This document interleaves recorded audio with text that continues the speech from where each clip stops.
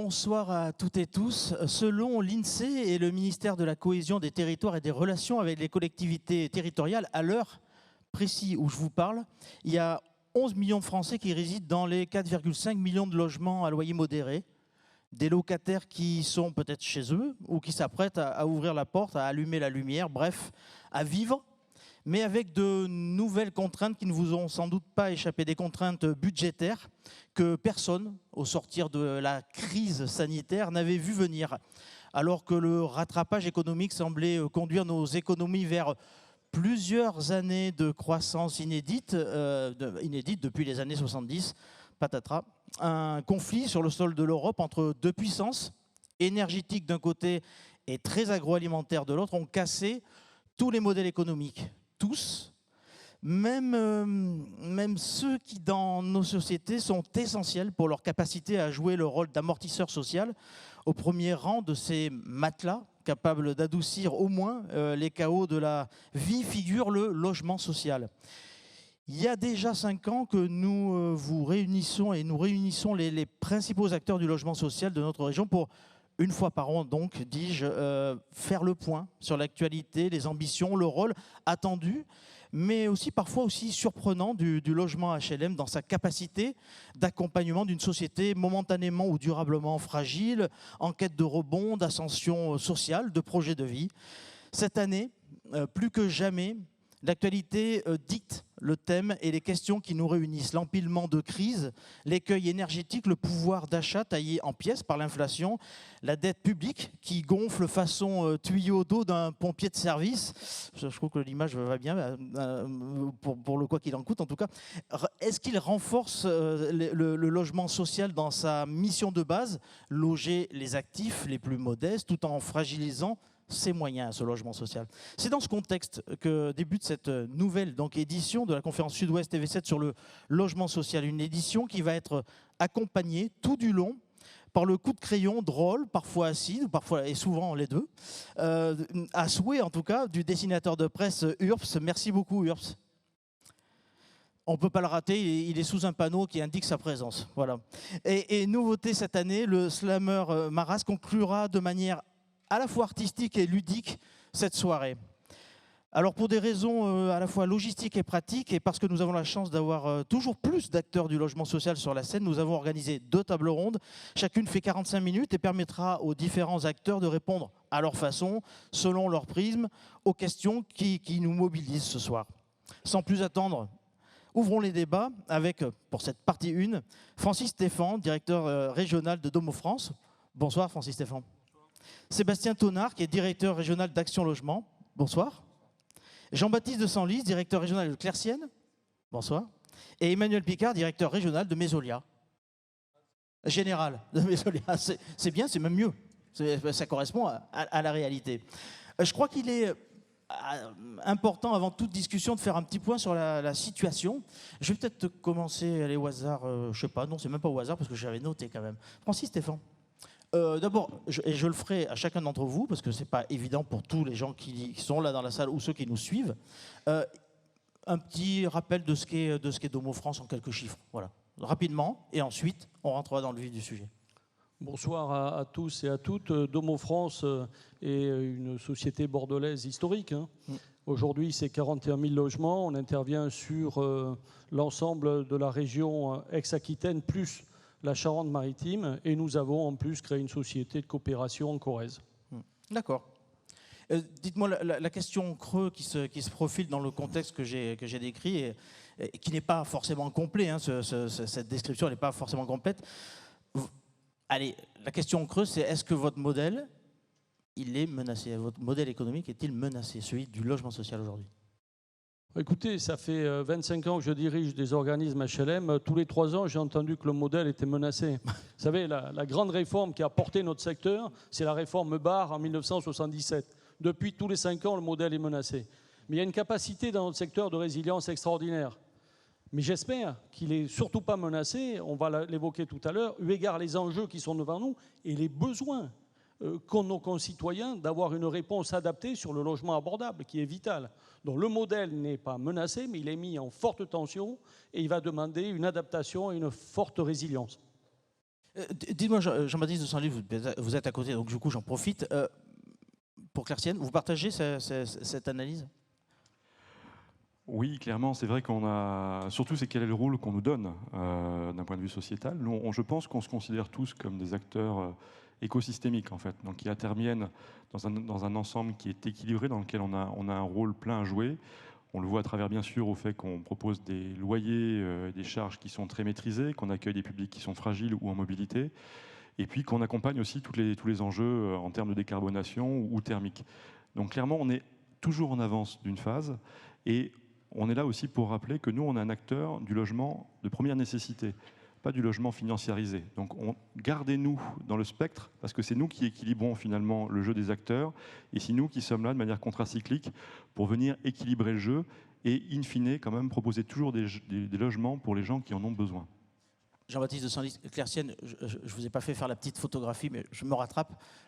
Aujourd'hui, je veux dire, combien de divisions, comme disait l'autre?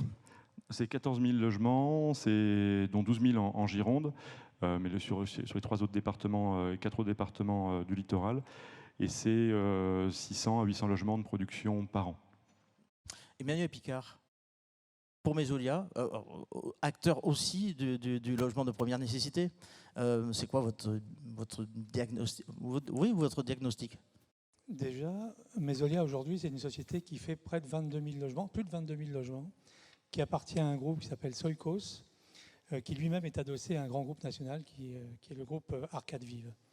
Alors, le logement social, je ne sais pas s'il est menacé. En tout cas, il faut vraiment y faire attention.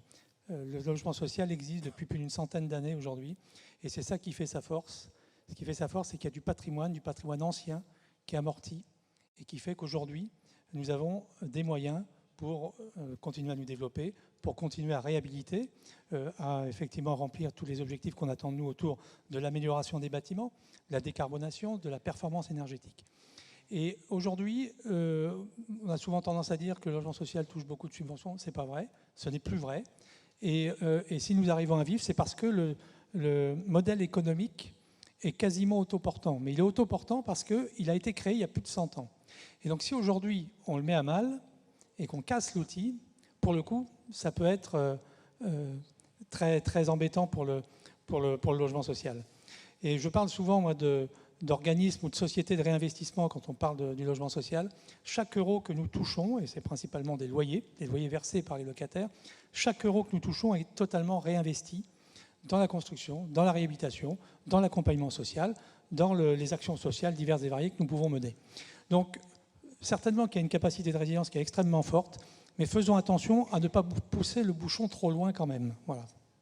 Sébastien Donard, avant de vous demander de réagir, j'aimerais juste, parce que je pense que c'est important, de rappeler ce qu'est Action Logement.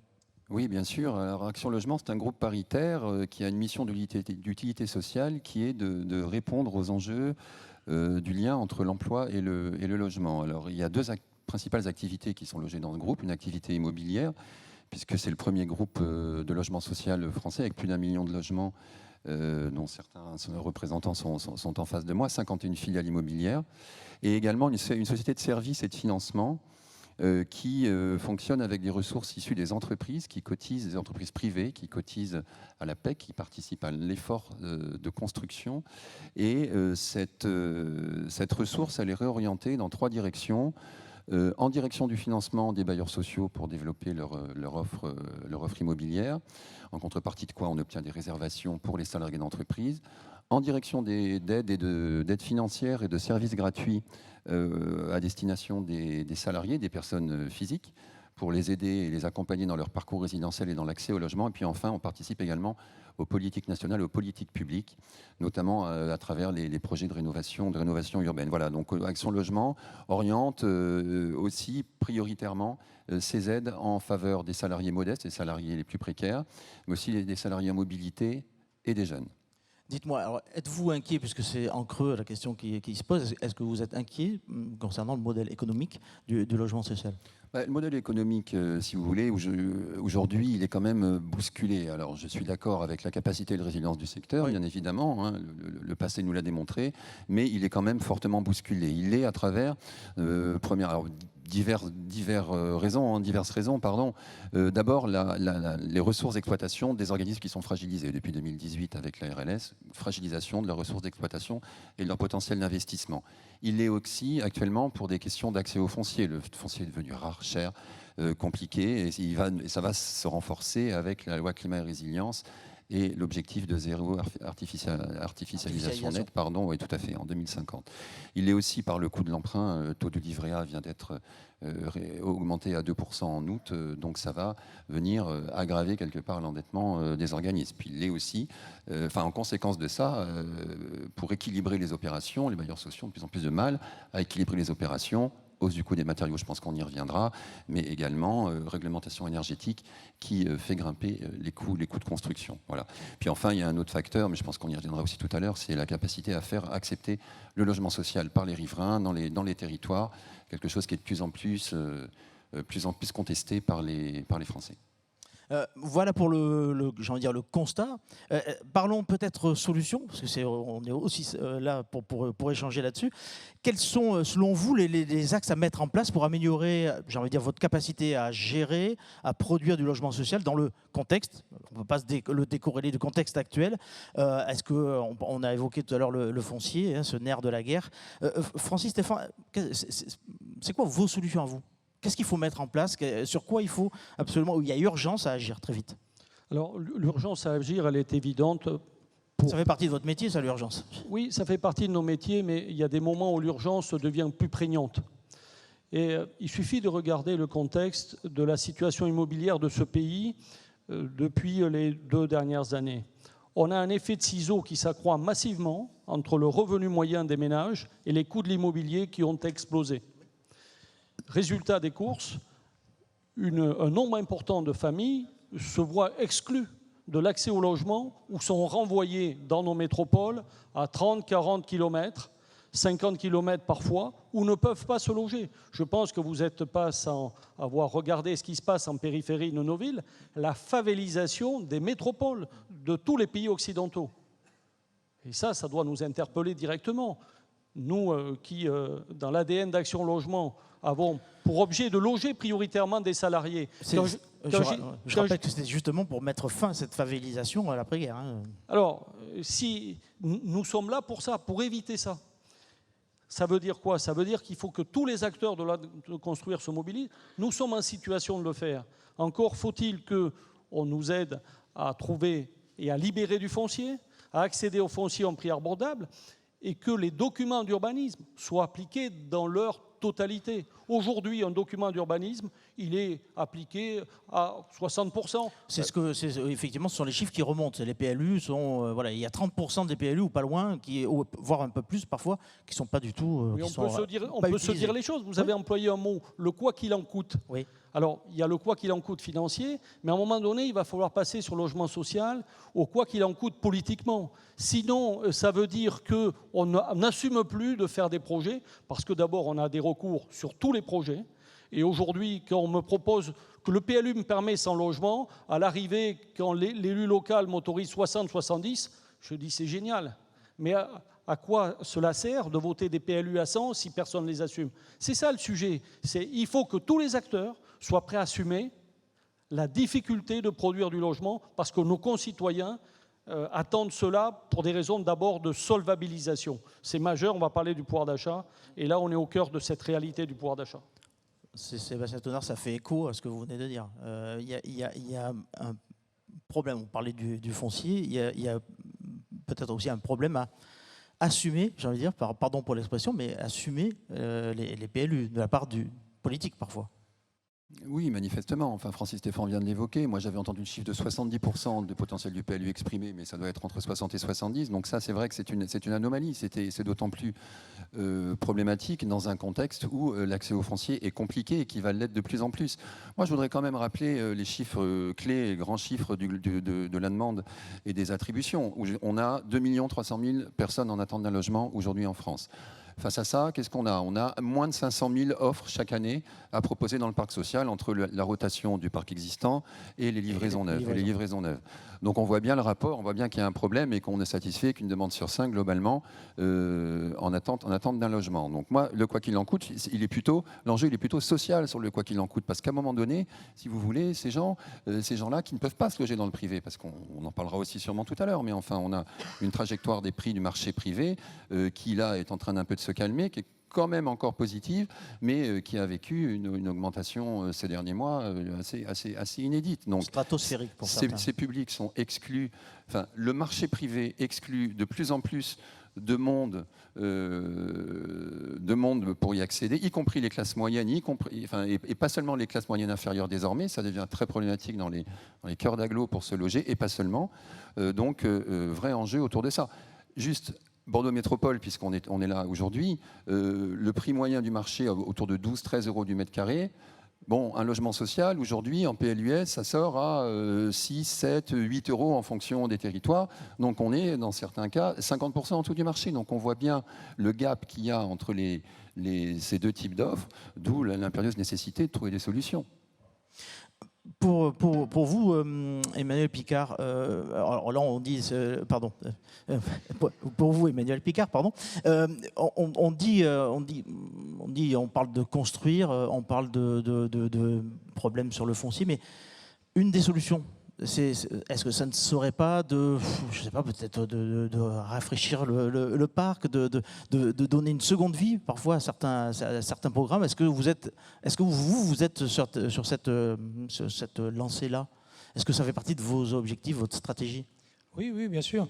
La remise à niveau du parc ancien, je pense qu'on le fait tous très bien. Et il y a un absent aujourd'hui, c'est Aquitanis, notre collègue d'Aquitanis avec qui nous avons, et ça fait partie des solutions, créé une société de coordination pour mutualiser un certain nombre de choses, pour trouver des économies. Donc il y a cette opération de régénération du logement social au Grand Parc, et puis je pense qu'on aurait tous des exemples à citer. Je voulais revenir pour aller dans le sens de ce que disait Francis tout à l'heure. On est quand même face à une crise du logement, les gens n'arrivent pas à se loger correctement sur l'agglomération. Nous devons nous construire de plus en plus. On a des objectifs qui nous sont fixés, qui sont de plus en plus importants. Et on a de moins en moins de moyens pour le faire. Et dans le même temps, le gouvernement nous fait des ponctions extrêmement importantes. Sébastien parlait de la RLS, donc pour un organisme comme le mien, c'est 5 millions d'euros par an, c'est plus de 20 millions d'euros qui nous ont été ponctionnés sur les 4 dernières années. C'est colossal, c'est 1,3 milliard pour la RLS au niveau national. Et tout ça, c'est alimenté comment? C'est alimenté par les loyers des locataires. C'est-à-dire qu'on demande aujourd'hui aux plus modestes de financer la solidarité qui va s'exprimer vers ceux qui ne peuvent pas se loger aujourd'hui. Donc je pense que ça mérite quand même réflexion et que ça doit nous poser problème. Pourquoi finalement tout ça tourne en rond et que le logement social doit uniquement se financer et que ce soit ces locataires qui financent le logement social? C'est quand même un vrai sujet. Je pense vous posez la question, mais la réponse, ce serait quoi? La réponse, c'est qu'on arrête de ponctionner les organismes de logement social, qu'on leur laisse les moyens qu'ils ont, qu'on ne leur en donne pas forcément plus, qu'on leur laisse juste les moyens qu'ils ont, de façon à pouvoir continuer à se développer. 20 millions, 1,3 milliard au niveau national. Les ponctions sur Action Logement. Moi, c'est pas mon actionnaire Action Logement, donc je peux y aller. Mais Action Logement est ponctionné, il a encore été. Donc ça pose quand même une vraie question de fond sur la politique du logement dans ce pays. Voilà. Donc je pense qu'il faut se poser. Alors je sais que nous sommes et nous savons tous que nous sommes dans un contexte extrêmement difficile sur le plan économique pour notre pays. N'empêche qu'aujourd'hui, il y a des gens qui sont en détresse sur plein de sujets, y compris sur le sujet du logement, et qu'il faut apporter une réponse à ça. Sinon, on a vu les gilets jaunes, et demain, je pense qu'il y en aura d'autres, et que la situation dans laquelle nous retrouvons maintenant des personnes tous les matins sur l'autoroute parce qu'ils vont se loger à 30, 40 km, et on leur dit en plus que c'est pas bien, parce que c'est de l'étalement urbain, et on leur dit que c'est pas bien d'avoir 2 voitures diesel pour venir travailler, en fait, ce sont des gens qui n'ont pas le choix, donc il faut qu'on se pose des questions de fond. Voilà. Et donc, je pense que les solutions, elles vont passer par là. Sur les solutions, je pense que nous sommes des outils. Un outil certainement incontournable. Et nous sommes sollicités partout, tout le temps, pour plein de choses. Donc on est sollicité sur le logement, c'est très bien. Nous sommes sollicités sur l'accompagnement social, c'est très bien aussi. On y reviendra, ouais. On embauche il y a une petite musique, c'est parce qu'il faut s'arrêter, c'est ça? Non, non, je pense que c'est une erreur. Donc, on embauche des conseillers en économie sociale et familiale, on participe à l'emploi, on participe aux actions sociales sur les quartiers, on participe à tout. Et à un moment donné, il faut qu'on se dise aussi que tout ça, ça a un prix et qu'il faut se poser la question de savoir comment on va faire pour pérenniser ça. Si demain, ce n'est plus nous qui le faisons, ça va poser un problème. Donc la solution, elle ne passe pas uniquement par nous, elle passe par une action concertée par les politiques, organisées par les politiques, et qui vont solliciter un certain nombre d'outils à leur disposition.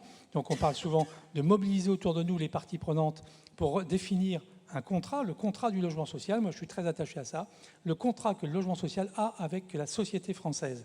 Et je pense qu'aujourd'hui, il est temps de se reposer la question des termes de ce contrat.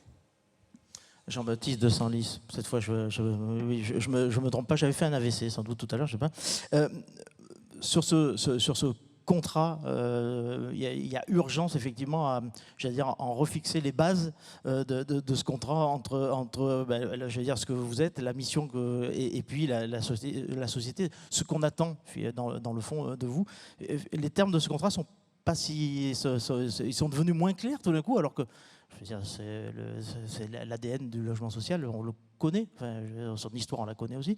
Qu'est-ce qui, dans quelle mesure les choses sont délitées, comment vous l'analysez vous?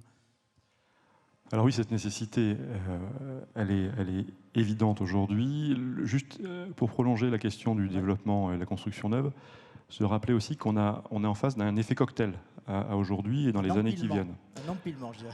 Alors, un effet cocktail, pourquoi? Parce qu'on a une production qui va potentiellement baisser, qui commence à baisser, mais on a déjà des locataires qui ont anticipé et qui voient bien les tensions sur le marché de manière générale, c'est-à-dire c'est plus fluide, donc les gens sortent moins, et donc on a une baisse de la rotation.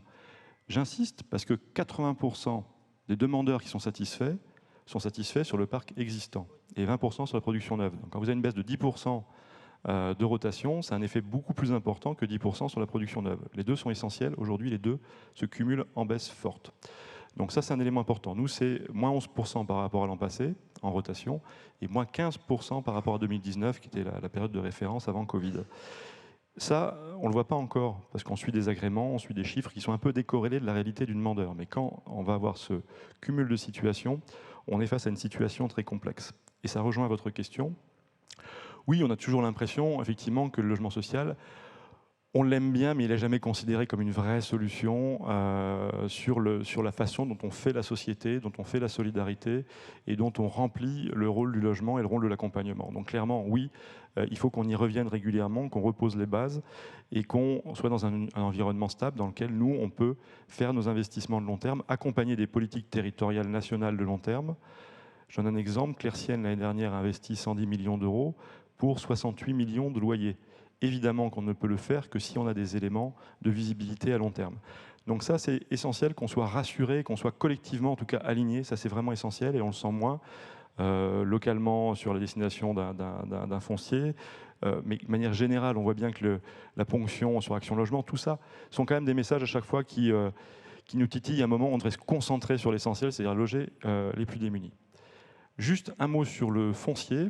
Oui. Parce que ça fait des années qu'on nous explique que le foncier augmente, parce qu'en fait, le prix du foncier, c'est un prix à rebours. Hein, donc, c'est quoi le maximum que les gens peuvent payer? Et puis, quand on retire les frais de travaux, etc., on arrive à un prix de foncier. Donc, sur le libre, on est passé de 500, 700, 1000. Aujourd'hui, on a des 2000 euros du mètre carré de foncier. Sauf qu'aujourd'hui, les coûts de travaux ont augmenté entre 15 et 20%. Et le foncier n'a pas bougé. Donc, ce rôle aussi de variable d'ajustement dont les propriétaires fonciers ont bénéficié de manière assez incroyable, peut-être sous une forme d'enrichissement sans cause, sur une vision plus philosophique que juridique, bien sûr, mais en tout cas, il faudrait qu'il y ait une inversion du phénomène, et cette inversion, elle ne peut se faire aussi qu'avec un accompagnement public et avec des stratégies foncières, parce que sans stratégie foncière, on ne fait pas le logement, et sans logement, on ne fait pas le logement social. Francis Stéphane, je suppose que ça résonne à vos oreilles, mais en matière de stratégie foncière, qu'est-ce qu'on peut faire ? La stratégie foncière, elle doit être partagée avec les acteurs publics. On a les établissements publics fonciers, on a des sociétés d'aménagement. Mais on l'a vu tout à l'heure, on peut avoir toutes les stratégies foncières qu'on veut. Si vous n'avez pas les droits à construire, vous aurez du foncier sur les bras. Donc la clé, c'est est-ce que la politique du logement social est une priorité dans ce pays ? À l'évidence, non. Alors j'aurais envie de vous dire que dans le discours, oui, quand même. Non, dans le discours, écoutez, on n'entend pas les mêmes discours. En tout cas, nous, dans les actes, on ne le voit pas. On ne le voit pas, et alors qu'on va vers une crise du logement qui est la plus grave depuis la guerre. Hein, on a vu les chiffres évoqués par Sébastien. On a une croissance continue, malgré les efforts, des demandeurs de logement. Pourquoi ? Parce que l'exclusion vers des classes moyennes plutôt solides se voit exclue du marché privé. Et ce n'est pas pour rien aujourd'hui que le BRS est si attractif. Ce n'est pas parce qu'on se lève le matin, on se dit c'est génial, je vais être propriétaire de mon foncier et je vais être propriétaire de mes murs, c'est extraordinaire. Non, c'est parce qu'on ne peut plus se payer le foncier. Aujourd'hui, quand on fait du BRS sur le centre des métropoles, c'est 30% en dessous du prix du marché. Mais aujourd'hui, on a un attrait de ce produit, on dirait qu'on a trouvé la poule aux œufs d'or. Non, on compense. C'est pas la martingale. C'est pas la martingale, quoi. Mais c'est pas la martingale, c'est surtout la réponse à un échec collectif Un pansement, du droit commun. Et c'est ça la vérité. Donc tant mieux, on en profite et on est nombreux à savoir le déployer. Mais posons-nous quand même les vraies questions.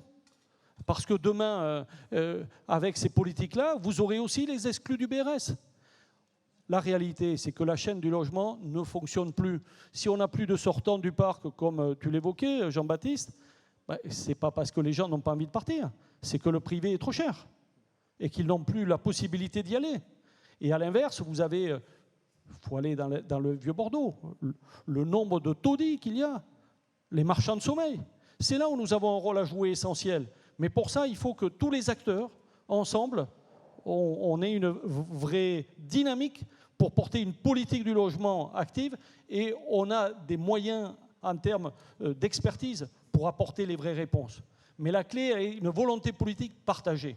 Alors oui, vous me l'enlevez de la bouche. La clé, c'est quand même la volonté politique, parce qu'on n'a aucun mal à vous réunir tous les ans. Vous êtes toujours plus nombreux. A priori, le dialogue existe entre vous. Vous vous connaissez, vous échangez régulièrement. La volonté, elle doit être politique, parce que a priori, vous, bailleurs, vous êtes à peu près, vous me corrigez si je me trompe d'ailleurs, hein, mais vous êtes plutôt alignés. Alors, on est alignés, et quand on rencontre les politiques individuellement, ils sont, conscients des problématiques, attentifs au sujet et très à l'écoute de leurs concitoyens. Alors, quand on a dit ça, on peut espérer la réponse qu'on attend. Oui. Et elle n'est pas là. Pourquoi ? Parce qu'il y a la contrainte de l'élection. Et aujourd'hui, le sujet qui était ce qu'on avait à gérer, qui était que l'acte de construction était un acte administratif. Aujourd'hui, il devient un acte d'acceptabilité. Et malheureusement, tous les égoïsmes se regroupent pour refuser les projets, qu'ils soient d'ailleurs privés ou publics. Aujourd'hui, vous n'avez plus un permis qui n'est pas attaqué. C'est ça la problématique que nous avons. Donc la question qui se pose, c'est que la décision de l'acte de construire est-elle aujourd'hui encore au bon endroit ? Est-ce que le politique qui a dans ses mains le stylo pour signer, eh bien, est-ce que le stylo doit lui être donné ou être mis ailleurs parce que ce qui pèse sur lui est peut-être trop important pour qu'il puisse assumer ce type de décision? C'est ça le vrai sujet que nous avons devant nous. Je n'ai pas la réponse, mais en tout cas, les questions sont posées.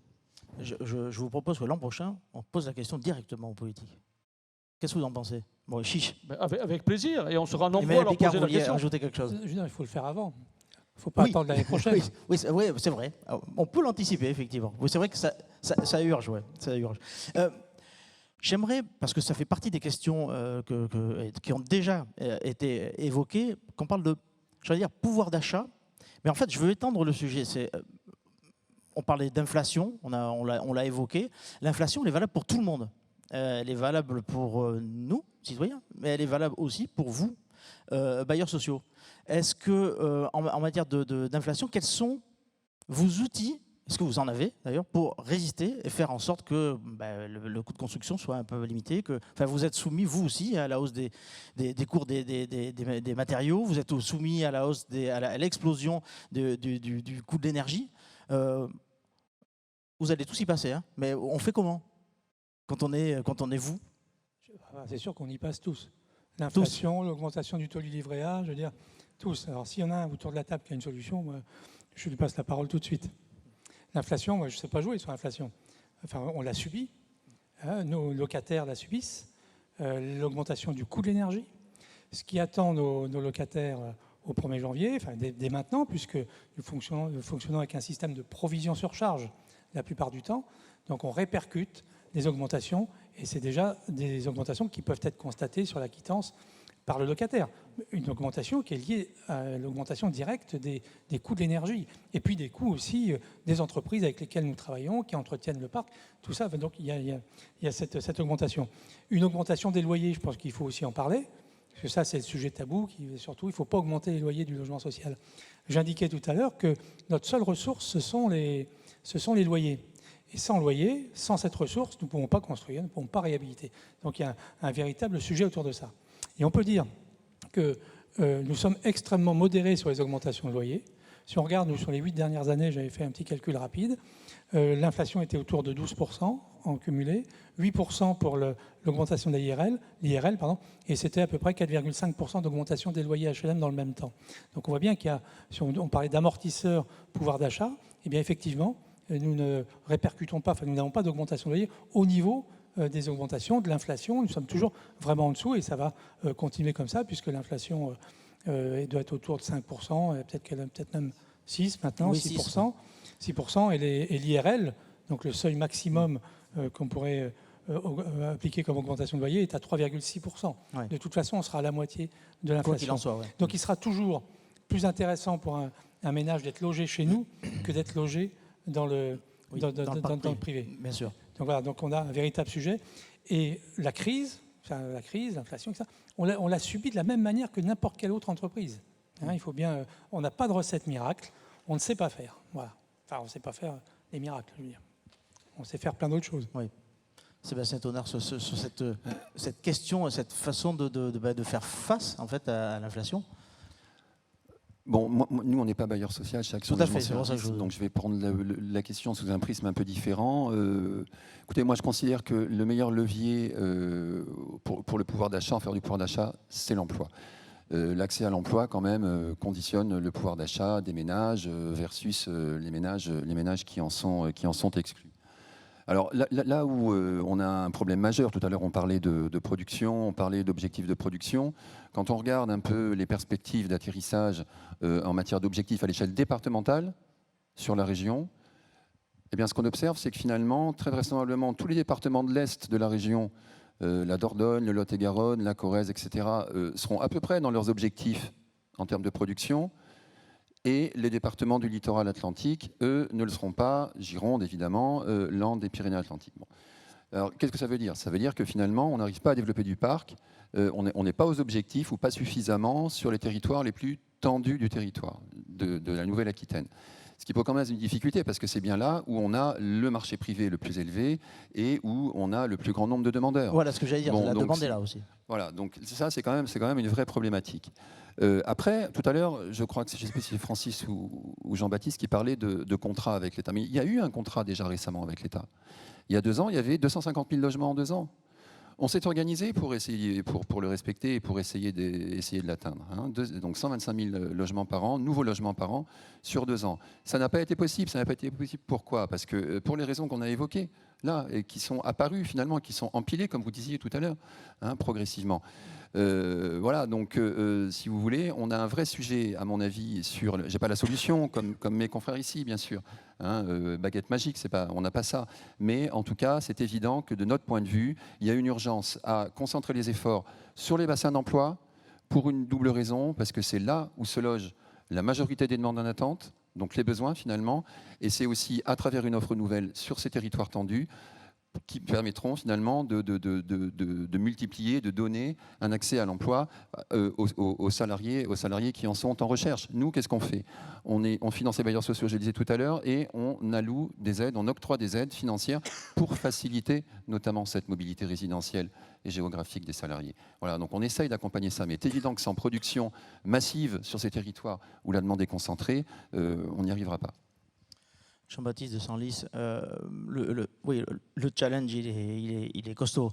Tout à l'heure, Francis Stéphane disait que le logement social il fait preuve d'une capacité de résilience qui est historique. D'ailleurs, vous repreniez ce discours. Mais Là, honnêtement, on a le sentiment que la situation que vous traversez, que traverse le logement social en France et peut-être à l'étranger d'ailleurs, mais on n'est pas là pour se pencher sur cette question-là.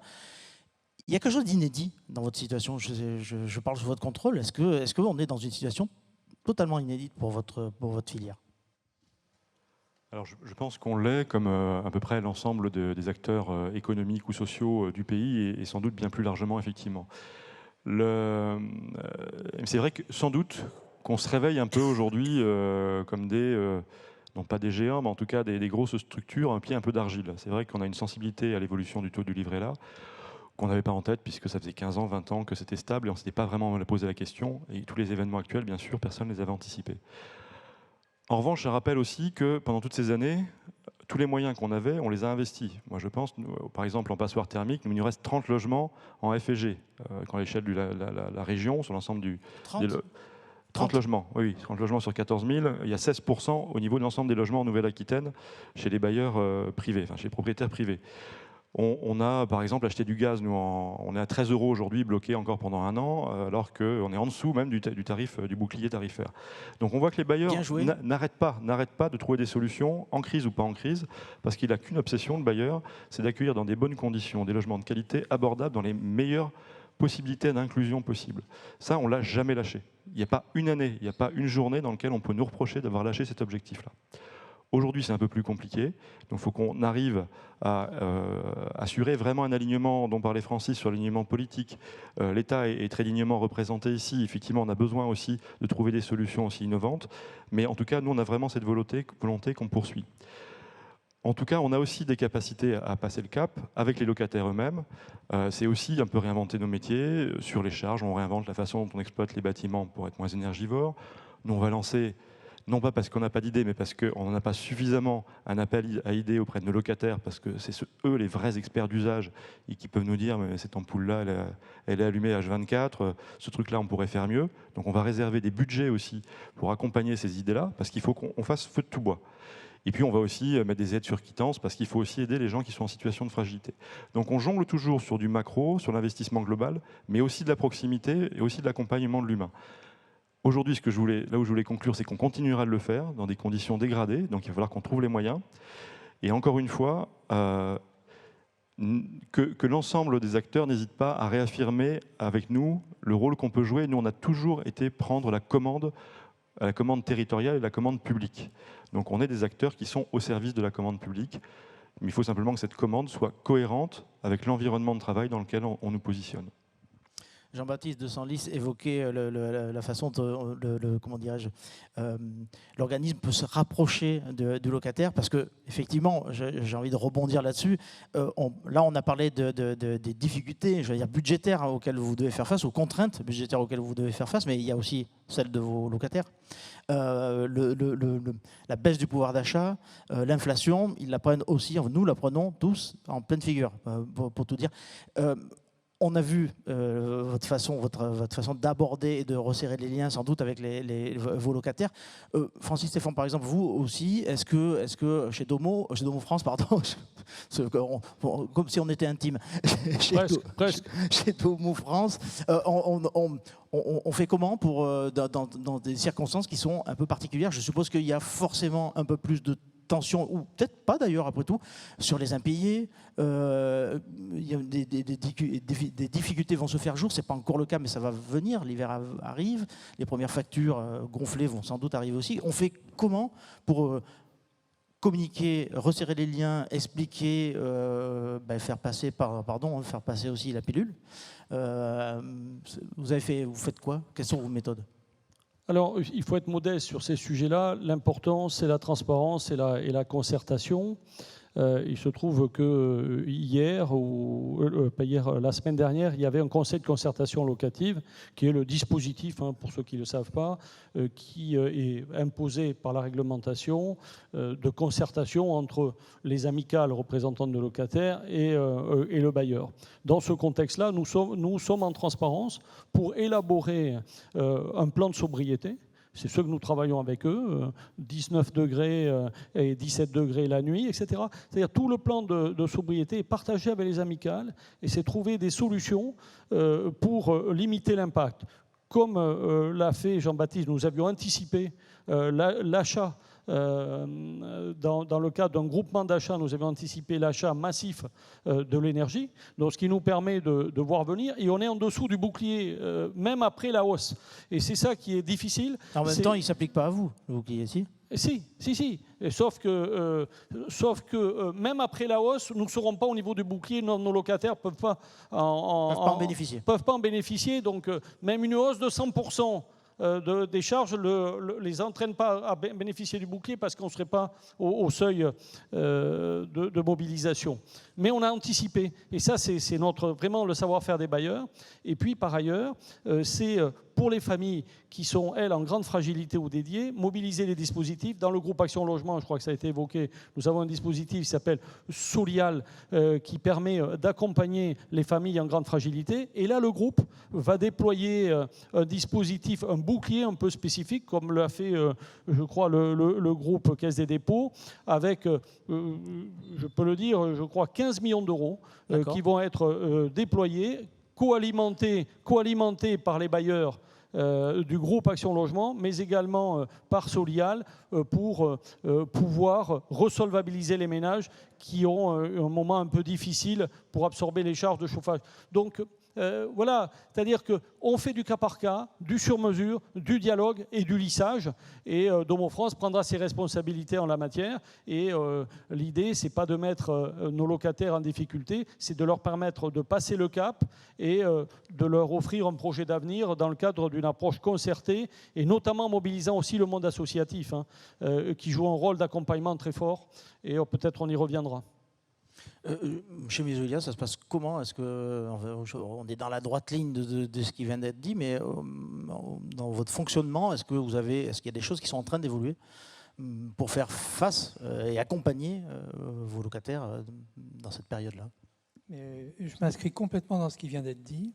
Et je voulais souligner l'action au quotidien des collaborateurs du groupe Soilcos, de Mesolia, et je pense de tous les organismes, qui sont vraiment engagés au quotidien, aux côtés des locataires, pour détecter les situations difficiles, pour accompagner, pour aider, et de façon à ce que les choses se passent au mieux. Donc nous avons effectivement, on vient de lancer un nouveau projet d'entreprise. Compte tenu de tout ce qu'on vient de se dire, on s'est dit il faut effectivement qu'on repense notre relation avec les locataires, mais aussi avec toutes les parties prenantes de l'entreprise. Comment on peut continuer à faire notre métier, le faire bien, et on ne peut pas le faire tout seul. On le voit très clairement, nous sommes un maillon de la chaîne, nous ne sommes pas toute la chaîne, donc nous devons aller à la rencontre de tout le monde pour voir comment on peut travailler. Donc les locataires, évidemment, donc ils ont été au premier plan de notre projet d'entreprise, avec lesquels on a échangé, comme ça a été dit, et je ne vais pas le répéter, les collectivités locales, les élus, les politiques. Je pense que localement, donc on a beaucoup parlé de phénomènes nationaux, mais localement, il y a aussi un pouvoir d'agir, un pouvoir de faire. Même si c'est compliqué, mais il y a un pouvoir de faire.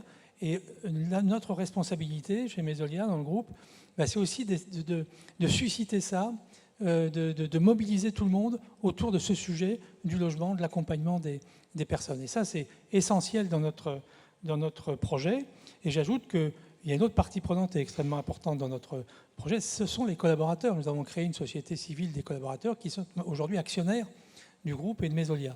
Et ça, c'est vraiment important parce que nous sommes, et je tiens vraiment à le souligner là, nous avons des collaborateurs qui sont très engagés dans leur action quotidienne. Et franchement, aujourd'hui, c'est nécessaire. Et ça se justifie pleinement, quoi. Absolument. Messieurs, nous arrivons au terme de cette première table ronde. Alors, je vous le dis tout de suite, vous allez rejoindre la salle, incessamment sous peu. Vous aurez un micro. Ça veut dire qu'en fait, on vous quitte un petit peu des yeux, mais vous pourrez intervenir à tout moment et vous serez sans doute aussi sollicité. Je répète aussi, je le dis, je ne le répète pas parce que je ne l'ai pas dit, nous garderons quelques minutes pour un échange avec la salle. Donc on pourra échanger aussi avec vous qui serez au premier rang. Voilà, sachez-le. Et une caméra vous captera au premier rang. Donc voilà, voilà pour ce qui est de la logistique. On va switcher cette table ronde. Je vais vous demander juste de patienter quelques secondes. On va envoyer un petit doc, où justement il est beaucoup question de ce dont on vient de parler, c'est vos locataires et leur, comment dirais-je, leur attente en matière de logement social et surtout leur comment dirais-je, problématiques liées au pouvoir d'achat, tout simplement, et à l'inflation. On va lancer ça, et puis pendant ce temps, vous pouvez switcher tranquillement, sans vous entraver, mais il y a peu de chance. Comme on dit, magnétosphère ? C'est quand je suis arrivé ici en tant qu'étudiant, donc j'ai appris qu'il y avait des logements sociaux, donc j'ai contacté Gironde Habitat pour avoir un logement. Je trouvais que c'était situé idéalement et c'était aussi un très bon rapport qualité-prix. C'est ce qui me permet aussi d'éviter honnêtement la précarité. Aujourd'hui, changer d'appartement, ça me coûterait à peu près 200 € de plus et ça serait absolument plus les mêmes fins de mois, quoi. Vaincre la précarité, arrondir les fins de mois difficiles, tels sont les objectifs poursuivis par le logement social proposé par différents bailleurs en Gironde. Témoignage de ceux qui en font l'expérience. Pour moi, en tant que retraité, le logement social, il est bien pour moi. Avec le petit salaire que je touche, je préfère rester avec de mon France. Avec ce genre de logement, on arrive à pouvoir se loger plus ou moins correctement et surtout à pouvoir, à ne pas que toute la paye puisse être happée par le loyer.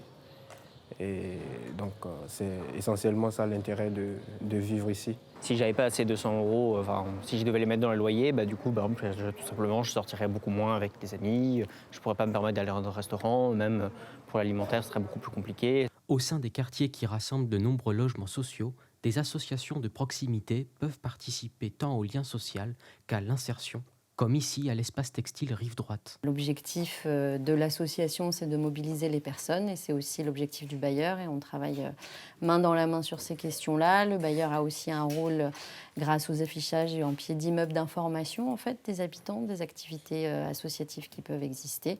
Et c'est dans ce cadre-là qu'on travaille ensemble. L'association Espace Textile propose à la fois des cours de couture gratuits. Donc dans ce sens-là, effectivement, c'est une offre de services à petit prix pour les habitants du quartier. On propose également les services de la mercerie solidaire où les prix sont aussi assez bas. Et on a aussi nos actions d'insertion. On propose aux gens du travail. Et donc là, on a un impact direct sur le pouvoir d'achat puisqu'on verse un salaire aux personnes. Comment, aujourd'hui, le logement social peut-il continuer à être une partie de la solution pour lutter contre la pauvreté, avec l'inquiétude des locataires face à l'inflation et l'ouverture éventuelle de droits aux 70% de Français potentiellement éligibles? Et maintenant que j'ai ma retraite, 1 000 €, c'est pas assez. On sort 700 € de loyer, l'électricité, le gaz, là, si on sort ça me reste 100 € par mois. Et qu'est-ce que vous voulez que je fasse avec 100 € par mois? On espère tout simplement qu'avec l'inflation, on ne va pas connaître d'augmentation excessive de loyer. C'est ça ma plus grande crainte, que l'inflation ne réagisse pas sur le prix du loyer. Voilà pour ces réactions. Bon, je suppose qu'elles ne vous apprennent pas forcément grand-chose puisque vous êtes confrontés tous les jours à ces, comment dirais-je, vous avez des échanges tous les jours, à mon avis, sur ces différentes problématiques. Alors, on a parlé d'augmentation de loyer, j'ai vu que ça faisait partie des préoccupations. A priori, ce sera de toute façon très modéré. Pour poursuivre sur cette soirée et avec cette partie 2, cette session 2 de la table ronde, j'ai le plaisir de recevoir Sigrid Monnier, qui est directrice de Gironde Habitat. Bonsoir Sigrid. Stéphane Canon, qui est directeur du pôle habitat social Procivis, SINA, l'abri familial. Il faut du souffle quand même pour le dire, mais j'ai réussi à le faire, je ne me suis même pas essoufflé et je n'ai pas toussé non plus. Imed Robana, qui est directeur général du comité ouvrier du logement, le COL. Voilà. Bonsoir. Et Jérôme Farco, qui est directeur régional de CDC Habitat. Bonsoir. Bon, on a vu, on a fait un petit peu un état des lieux. On a vu à l'instant que la situation était quand même, sinon grave, au moins sérieuse. En tout cas, elle n'est pas désespérée. C'est votre avis, Sigrid Monnier? Ou est-ce que vous êtes sur la même tonalité? Non, c'est mon avis. Effectivement, la situation n'est pas désespérée. Mais je rejoins ce qu'a dit Francis Stéphane tout à l'heure. Ça fait 30 ans que la situation est désespérée tous les 2-3 ans. Pas faux. Donc en fait, finalement, il y a quand même à chaque fois un rebond, des solutions, de la créativité, de l'innovation qui permettent d'avancer. Juste, on est effectivement dans une situation de tension qui est inédite. Inédite, oui. Voilà. Un petit mot sur, je l'ai fait aux autres, je le ferai, je vous l'imposerai aussi cet exercice. En Gironde Habitat, en quelques mots, quelques dates. En quelques mots, chiffres aussi. En quelques chiffres, moi j'ai envie de parler d'abord des locataires. Donc en fait, Gironde Habitat, c'est aujourd'hui à peu près 45 000 personnes logées dans un petit peu moins de 20 000 logements. Et c'est surtout 380 collaborateurs qui se battent tous les jours pied à pied sur tous les sujets dont on a parlé. Et puis un conseil d'administration, c'est l'OPH du département de la Gironde, et donc un conseil d'administration avec un soutien politique. Ok. Stéphane Canon, vous êtes un petit nouveau, alors pas seulement sur ces conférences, mais quoique, c'est le cas, mais vous êtes un petit nouveau dans le logement social. Je me trompe-je? Enfin, un petit renouveau, parce qu'en fait, est-ce que j'ai le sentiment que vous représentez un acteur en fait qui avait qui avait quitté le logement social et qui y revient. Je me trompe ou pas? Non, vous ne vous trompez pas. Moi, avant d'être dans le groupe ProCivis, justement, j'ai fait 11 ans dans le logement social. Et si je rejoins le groupe ProCivis, c'est parce que j'ai retrouvé ces valeurs-là. Exactement. Voilà. On est des petits nouveaux véritablement sur l'aspect logement social. Pour la petite histoire. Donc je ne veux pas vous demander combien de logements sociaux vous non, avez dans le parc. Puisque non, aujourd'hui on n'en a pas. Voilà. On n'en a pas. ProCivis Nouvelle-Aquitaine, c'est un acteur qui existe depuis. C'est une coopérative qui existe depuis plus d'une centaine d'années, qui est une SACICAP dans notre jargon, donc une société coopérative d'intérêt collectif pour l'accession à la propriété. Il y en a eu 46 sur le territoire, elles sont réparties sur tous les territoires français.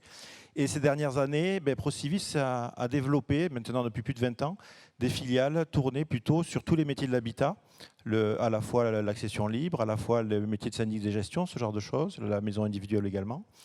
Et pour être un acteur complètement complet de la démarche et puis fort des échos qu'on a de la part du contact avec les élus sur le terrain, on s'est dit qu'il fallait passer le cap qui dit acteur complet, mais il fallait aussi faire du logement social. Donc on a la chance dans le groupe d'avoir depuis plus de 10 ans une petite coop HLM qui s'appelle l'abri familial, qui existe depuis 70 ans cette année, vous voyez, qui a été en dormance pas mal de temps. Elle a dormi pas mal quand même. Voilà, c'est ça. Elle était bien à l'abri au chaud.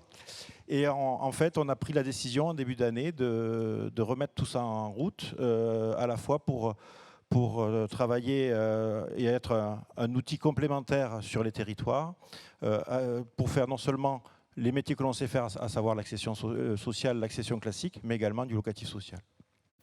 J'étais en train de sourire parce que je viens de voir passer un dessin de URBS qui était pas mal. On nous proposait du Xanax et du Lexomil, c'est ça? Et le voilà.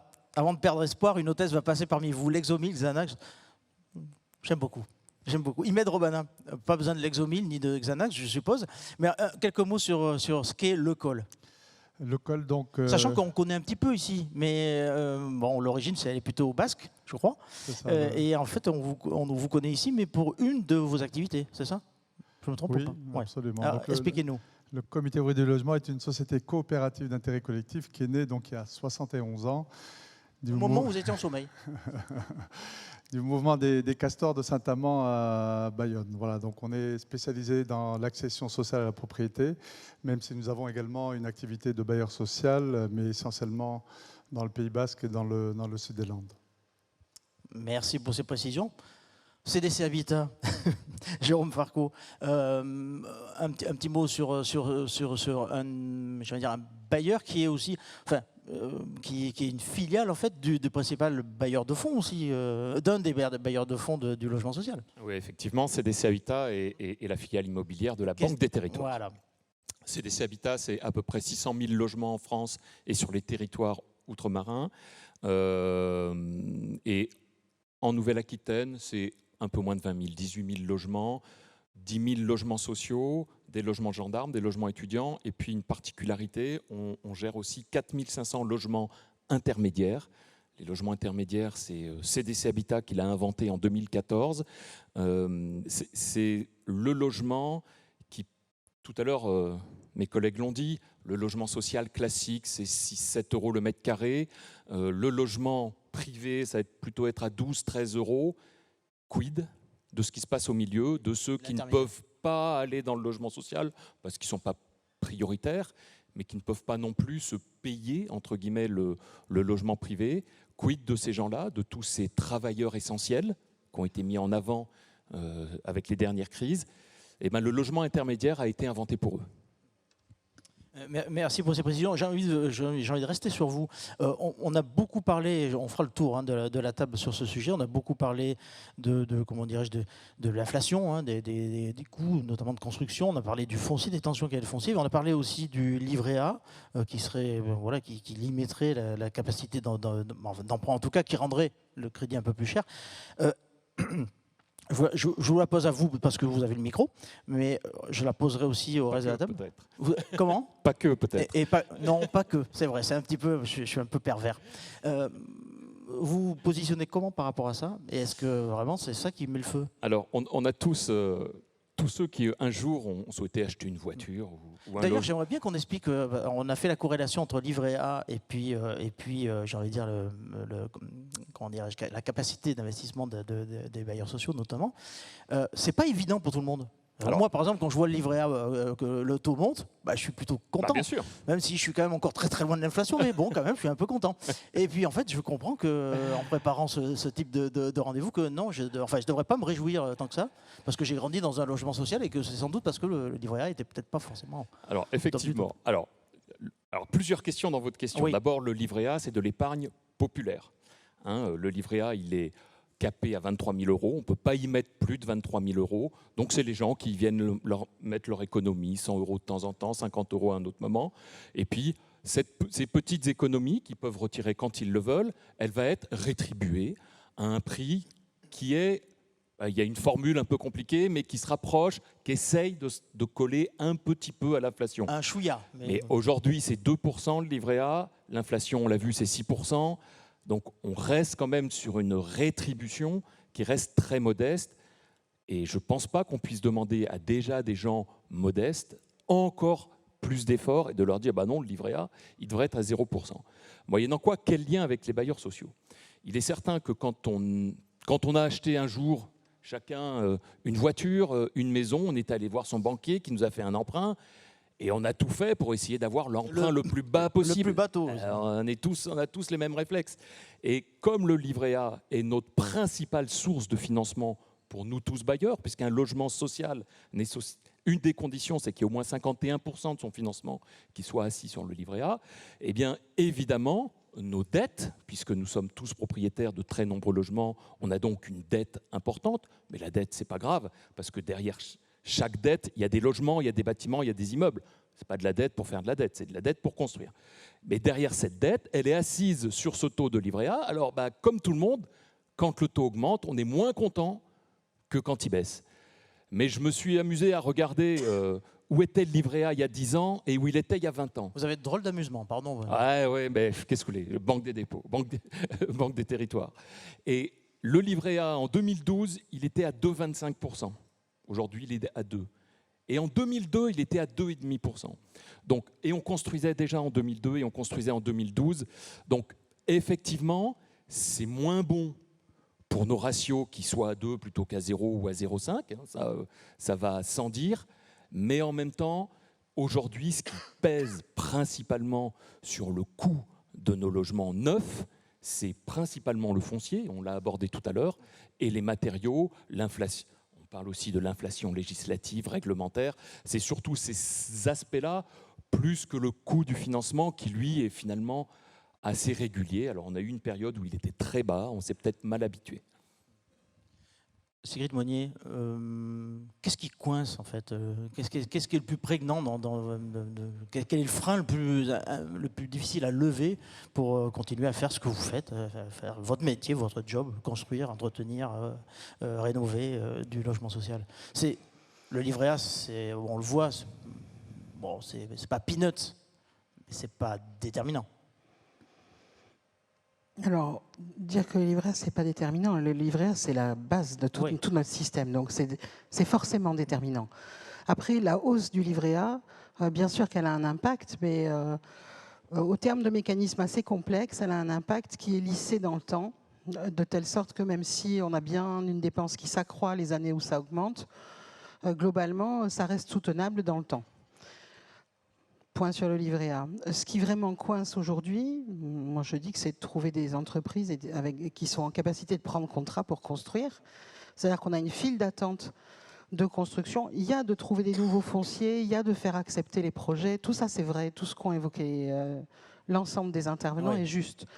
Mais c'est difficile quand même aujourd'hui de trouver des entreprises pour sortir dans des prix à peu près acceptables. Je ne dis même pas dans nos budgets, j'ose pas dire ça. Je veux dire, dans des prix à peu près acceptables, nos chantiers, dans des délais à peu près tenus aussi. Ça, c'est devenu très compliqué. On a tous, si je comprends bien, une file d'attente de projets qui sont prêts, sauf à avoir un appel d'offres où il manque 1, 2, 3 intervenants, ou sauf à avoir des prix qui ne permettent pas de faire et qui font qu'on recommence les appels d'offres plusieurs fois.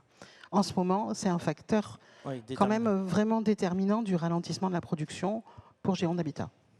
Dites-moi, on a beaucoup évoqué le foncier, le bas blesse aussi. Hein. C'est compliqué.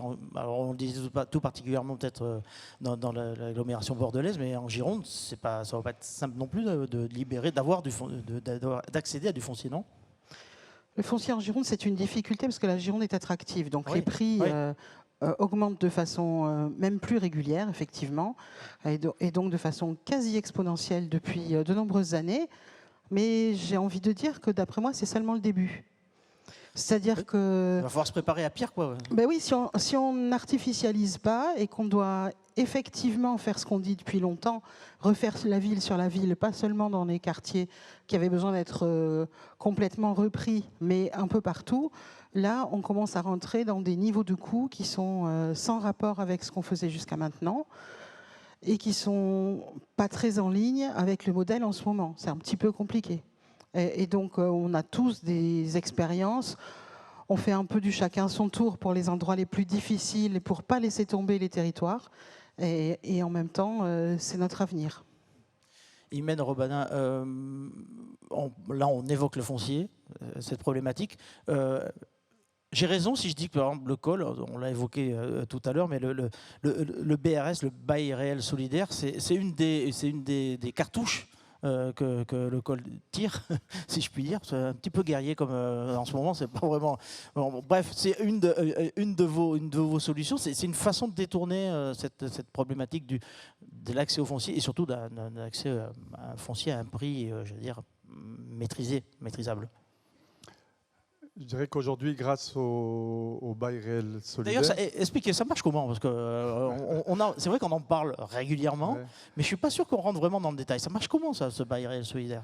Alors, concrètement, nous, on s'est mis à regarder le bail réel solidaire essentiellement pour des problématiques de clauses antispéculatives qui sont forcément limitées dans le temps. En fait, hein, pour vous donner un peu un exemple, un jour, le maire de Guétari, je prends toujours cet exemple parce qu'il est assez parlant, parlant, voilà, c'est ça, qui m'appelle en me disant, Monsieur Robanin, le T3 que vous avez vendu en accession sociale classique et le PSALA à 152 000 €, c'est revendu 10 ans après, parce qu'on avait 400. Des clauses spéculatives de 10 ans, à 400 000 € et pour être occupé 1 an ou 2 en résidence secondaire. Donc il m'a dit, on ne fera plus d'accession sociale. Oui, effectivement, c'était un peu détourné de son sens premier. Ouais. Voilà, donc à la base, donc, le bail réel solidaire, les ménages seront propriétaires des murs, mais ne sont jamais propriétaires du sol.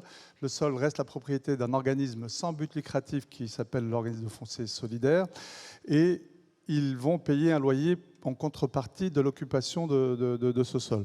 Donc, en clair, s'ils y restent toute leur vie, bon ben voilà. Mais s'ils vendent d'ici une dizaine d'années ou une quinzaine d'années, ils ne feront pas la plus-value. Alors, ils feront une légère plus-value parce que lorsque la famille s'agrandit, on a besoin de pouvoir rebondir et d'avoir une légère plus-value, mais elle sera limitée dans le temps et il faudra qu'ils vendent le logement à des personnes qui sont eux-mêmes sous les plafonds de l'accession sociale, ce qui fait que ça restera, ces logements, quand on parle de zéro artificialisation, qu'il va falloir économiser le sol, c'est absurde d'avoir des logements qui étaient, je dirais, accessibles au plus grand nombre et qui, de par la revente, sortent du système social.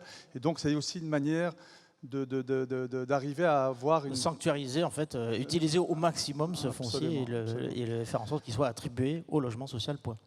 Et par ailleurs, ça nous a permis, parce qu'on a vu la hausse des coûts de construction aujourd'hui, c'est pour nous l'élément majeur, en fait, actuellement, qui est cette très forte hausse des coûts de construction. Elle avait déjà commencé... En clair, vous trouvez les entreprises, mais elles sont chères, quoi. Voilà. C'est-à-dire qu'aujourd'hui, pratiquement, le coût de construction correspond au prix de vente qu'on avait avant, y compris le foncier, y compris la marge, etc. Donc on est vraiment dans une inflation extrêmement forte. Et on fait comment pour résister à ça? D'abord, on ne peut pas résister, mais comment on fait pour s'adapter à ça? Écoutez, c'est une gymnastique, c'est ça, ouais. C'est une gymnastique, mais on est tous confrontés à ça. Enfin, moi, le point, je pense, qui me paraît important, c'est que je ne vais pas citer le fournisseur de matériaux, en fait, qui a fait une communication au mois de juillet à ses actionnaires pour dire que c'est une année record historique. Ce n'est pas une année record des dernières années, mais une année historique. C'est absolument... Alors, il y a un peu de conjoncture, mais vous êtes en train de sous-entendre qu'il y a aussi un petit peu d'opportunisme. Il y a clairement de la spéculation, en tout cas sur... Je parle pas des entreprises qui, elles, subissent et sont obligées de répercuter ces coûts, en fait. Mais il y a de la part de certains, je dirais, fournisseurs de matériaux, une spéculation qui fait qu'aujourd'hui, on subit cette spéculation et malheureusement... on l'a subi, donc du coup, il faut que j'explique moi à mes acquéreurs modestes qu'il va falloir qu'ils payent un peu plus cher ou qu'ils ne puissent plus acheter tout ça pour que ça aille dans une spéculation. Le modèle est vraiment aujourd'hui, peut-être à revoir. Est-ce que vous pensez, alors on en parle beaucoup pour l'énergie, en disant qu'il n'y aura peut-être pas de retour à la situation d'avant? Est-ce que ça c'est très conjoncturel ou est-ce que vous pensez que c'est quelque chose qui est en train de s'installer, ces coûts de matières premières en forte hausse? Je ne dis pas que la hausse devrait continuer, mais les prix pratiqués aujourd'hui, est-ce que vous pensez qu'ils sont en train de s'inscrire, on est en train de les frapper dans le marbre? Oui, tout à fait. Enfin, c'est qui veut. Je crois qu'on a tous peut-être des avis qui peuvent être différents. En ce qui me concerne, je pense que l'activité, du fait, les prix qui augmentent en 2 ans aussi vite, en fait, parce que ça fait un moment que je travaille quand même dans le logement social, c'est la première fois que je vois d'une manière aussi rapide, en fait. Donc forcément, la machine va se gripper. Quand je dis la machine va se gripper, la construction va à un moment donné ralentir fortement. Je pense qu'elle va ralentir fortement. Et de ce fait-là, je pense qu'à un moment donné, les prix vont s'assagir. Mais c'est aussi mon avis personnel, on n'est pas tous d'accord sur ce point. On va voir, mais Stéphane Canon, vous êtes le petit nouveau, donc je le répète, je me rabâche un peu, moi. J'ai presque envie de vous demander, mais... qu'est-ce que vous venez faire dans cette galère? Un peu de solidarité entre bailleurs, ça fait du bien, non? Oui, non, c'est vrai. Voilà. Qu'est-ce qu'on vient faire dans cette galère? Alors, je ne dis pas qu'il y a plus de coûts à prendre, c'est hautement valorisant d'œuvrer dans ce secteur, mais ce n'est pas le meilleur des moments, en fait, pour arriver là, non? Mais c'est peut-être pas le meilleur des moments, mais j'ai envie de dire les besoins n'ont jamais été aussi forts. C'est vrai. Donc, si on n'y va pas aujourd'hui, on n'y va jamais. Et aujourd'hui, par rapport aux valeurs que l'on défend, que j'ai exposées tout à l'heure, il y a une vraie volonté d'arriver pour dire on est un opérateur de plus sur la place. Voilà, aujourd'hui, il y a des opérateurs qui étaient autour de la table autant là qu'avant, d'une grande qualité. Et j'ai envie de dire, nous, on essaye de se positionner dans un rôle de complémentarité. On est un peu le petit poussé du secteur à ce niveau-là. Mais on essaye de travailler justement les projets un petit peu autrement, en travaillant directement au niveau du groupe avec nos filiales promotion, pour mêler justement, on parlait tout à l'heure de bail réel solidaire. Oui, alors je crois que ça fait partie des axes que vous voulez pousser. Exactement. Et voilà un concurrent. On est complémentaires. Voilà. Oui, c'est à ce moment-là essayer d'apporter une réflexion complémentaire pour dire arrêtons de penser qu'il y a le logement social d'un côté, le logement libre de l'autre. On essaye justement de travailler en interne pour apporter des projets où la mixité est intégrée à ce niveau-là. Voilà. Aujourd'hui, c'est la réflexion qui est menée et c'est tous les efforts qui sont en train d'être mis en place au niveau du groupe Procivis Nouvelle-Aquitaine pour justement s'insérer notamment au niveau de projets des fois de petite taille, voilà, parce qu'aujourd'hui, je vous le disais tout à l'heure, on est le petit poussé, mais ça nous dérange pas des fois d'aller sur des projets de petite taille en disant c'est une première réponse d'apporter du logement social sur des projets de petite taille suivant les besoins du territoire. Est-ce que vous ciblez des territoires particuliers? Je veux dire, entre guillemets, pardon pour l'expression, elle est moche, mais des dents creuses, par exemple. Alors, aujourd'hui, dire qu'on cible, c'est un peu dur. J'ai envie de dire, c'est plutôt, on cherche à s'adapter en fonction des territoires. Ouais. Voilà. Et aujourd'hui, la chance que l'on a, c'est qu'on a la chance de pouvoir faire différents métiers internes au groupe. Et on n'est pas dans une logique de dire, on cherche à vendre de l'accession libre, on cherche à vendre du logement social. On est plus dans une démarche de dire quels sont les besoins du territoire et essayons de voir comment on peut y apporter des réponses et de mixer la réponse quand c'est possible. Pour CDC Habitat, mais c'est valable aussi pour vous tous, vous pourrez rebondir là-dessus. La situation, là, oui, elle est tendue, elle est compliquée, mais elle n'est pas désespérée non plus. Est-ce que, à quelque chose, malheur est bon, est-ce que, forcément, le logement social a su le faire, a toujours su le faire, se réinventer, innover en permanence? Est-ce que la situation qui est la nôtre aujourd'hui, et celle qui nous attend sans doute, est-ce qu'elle est en train de modifier d'une certaine façon votre façon de travailler et peut-être de faire évoluer les modes constructifs dont moi je suis même... Non, pourquoi je dis ça? Je ne suis pas bien placé pour le savoir, mais quand même, ça fait quelques années que je vous écoute. En matière d'innovation, vous n'êtes pas vraiment à la ramasse. Clairement pas, en mode constructif notamment. Est-ce que c'est à quelque chose, malheur est bon, donc une accélération à venir supplémentaire, on va innover plus encore se réinventer, quoi. Vous demandiez tout à l'heure si l'énergie allait rester durablement chère. Oui, par exemple. J'en sais rien, mais ce dont je suis sûr, il faut l'anticiper, ça, qu'elle va être durablement rare. Ça, c'est certain. Donc, il faut qu'on réfléchisse à nos sobriétés. Et on réfléchit à 3 sobriétés principalement. Évidemment, la sobriété énergétique qui aujourd'hui s'impose à tous. On est tous en train de faire des plans de sobriété énergétique. Les 19 degrés, les 17 la nuit, on est tous en train d'essayer de le mettre en place. Et il faut le faire vite maintenant et tout de suite. Mais en même temps, ce qui est arrive. compliqué, c'est que vos logements, ils sont déjà plutôt... Enfin, tout Mais à tant mieux. l'heure, on disait, Jean-Baptiste de Senlis le disait, ils sont Mais tant bien mieux. isolés, ils sont plutôt... Ça veut dire que nos locataires sont sans doute parmi les plus protégés par rapport à cet hiver difficile qui arrive. C'est aussi les plus fragiles. Mais exactement. C'est parce qu'ils sont les plus fragiles qu'il faut qu'ils soient les mieux protégés. Donc c'est ça, on agit tous déjà sur ces sobriétés énergétiques. On pense aussi qu'il faut travailler sur la sobriété des matériaux. Aujourd'hui, avec quels matériaux construisons-nous? Sont-ils très consommateurs d'énergie ou pas? Il y a 4-5 ans, on a fait le choix, chez CDC Habitat, ici à Bordeaux, pas très loin, on appelle ça les échoppes Bastides, de construire un programme en pierre. En pierre de carrière. Oui, il y a 4-5 ans, ça pouvait paraître un peu fou de se dire mais qu'est-ce qu'ils fabriquent à les construire en pierre? Vous me l'enlevez de la bouche, j'étais à 2 doigts de vous dire c'était un peu dingue. Voilà. Mais aujourd'hui, quand on voit les matériaux comme ils ont explosé, eh bien le projet devient pertinent dans sa capacité de reproduction parce que la pierre, elle a un gros avantage, c'est qu'elle existe à l'état naturel. Il y a juste à la découper et à la ramener sur le chantier. Donc elle est très peu consommatrice d'énergie. Donc elle est environnement très raisonnable et financièrement, eh bien, le modèle commence à devenir pertinent. Donc on peut se poser la question de la sobriété des matériaux. Et puis la dernière sobriété sur laquelle on travaille, c'est la sobriété foncière. On sait qu'arrive devant nous une période de non-artificialisation. Là, vous êtes à 2 doigts de parler de densification, quoi, finalement. En gros, l'idée, c'est de se dire comment travailler en amont sur ces fonciers. Donc, on a créé, nous, chez CDC, des foncières qui sont en capacité d'aller acheter des terrains en amont, avant toute autorisation d'urbanisme, mais toujours en lien et en accord avec les élus, pour qu'on puisse ensuite travailler avec les élus sur le projet qu'on va développer sur ce foncier.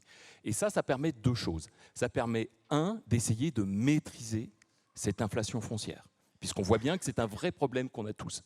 Et la deuxième ambition, c'est d'aller évidemment travailler des fonciers qui sont mutables. Ça veut dire qu'ils, pour la plupart du temps, sont déjà artificialisés.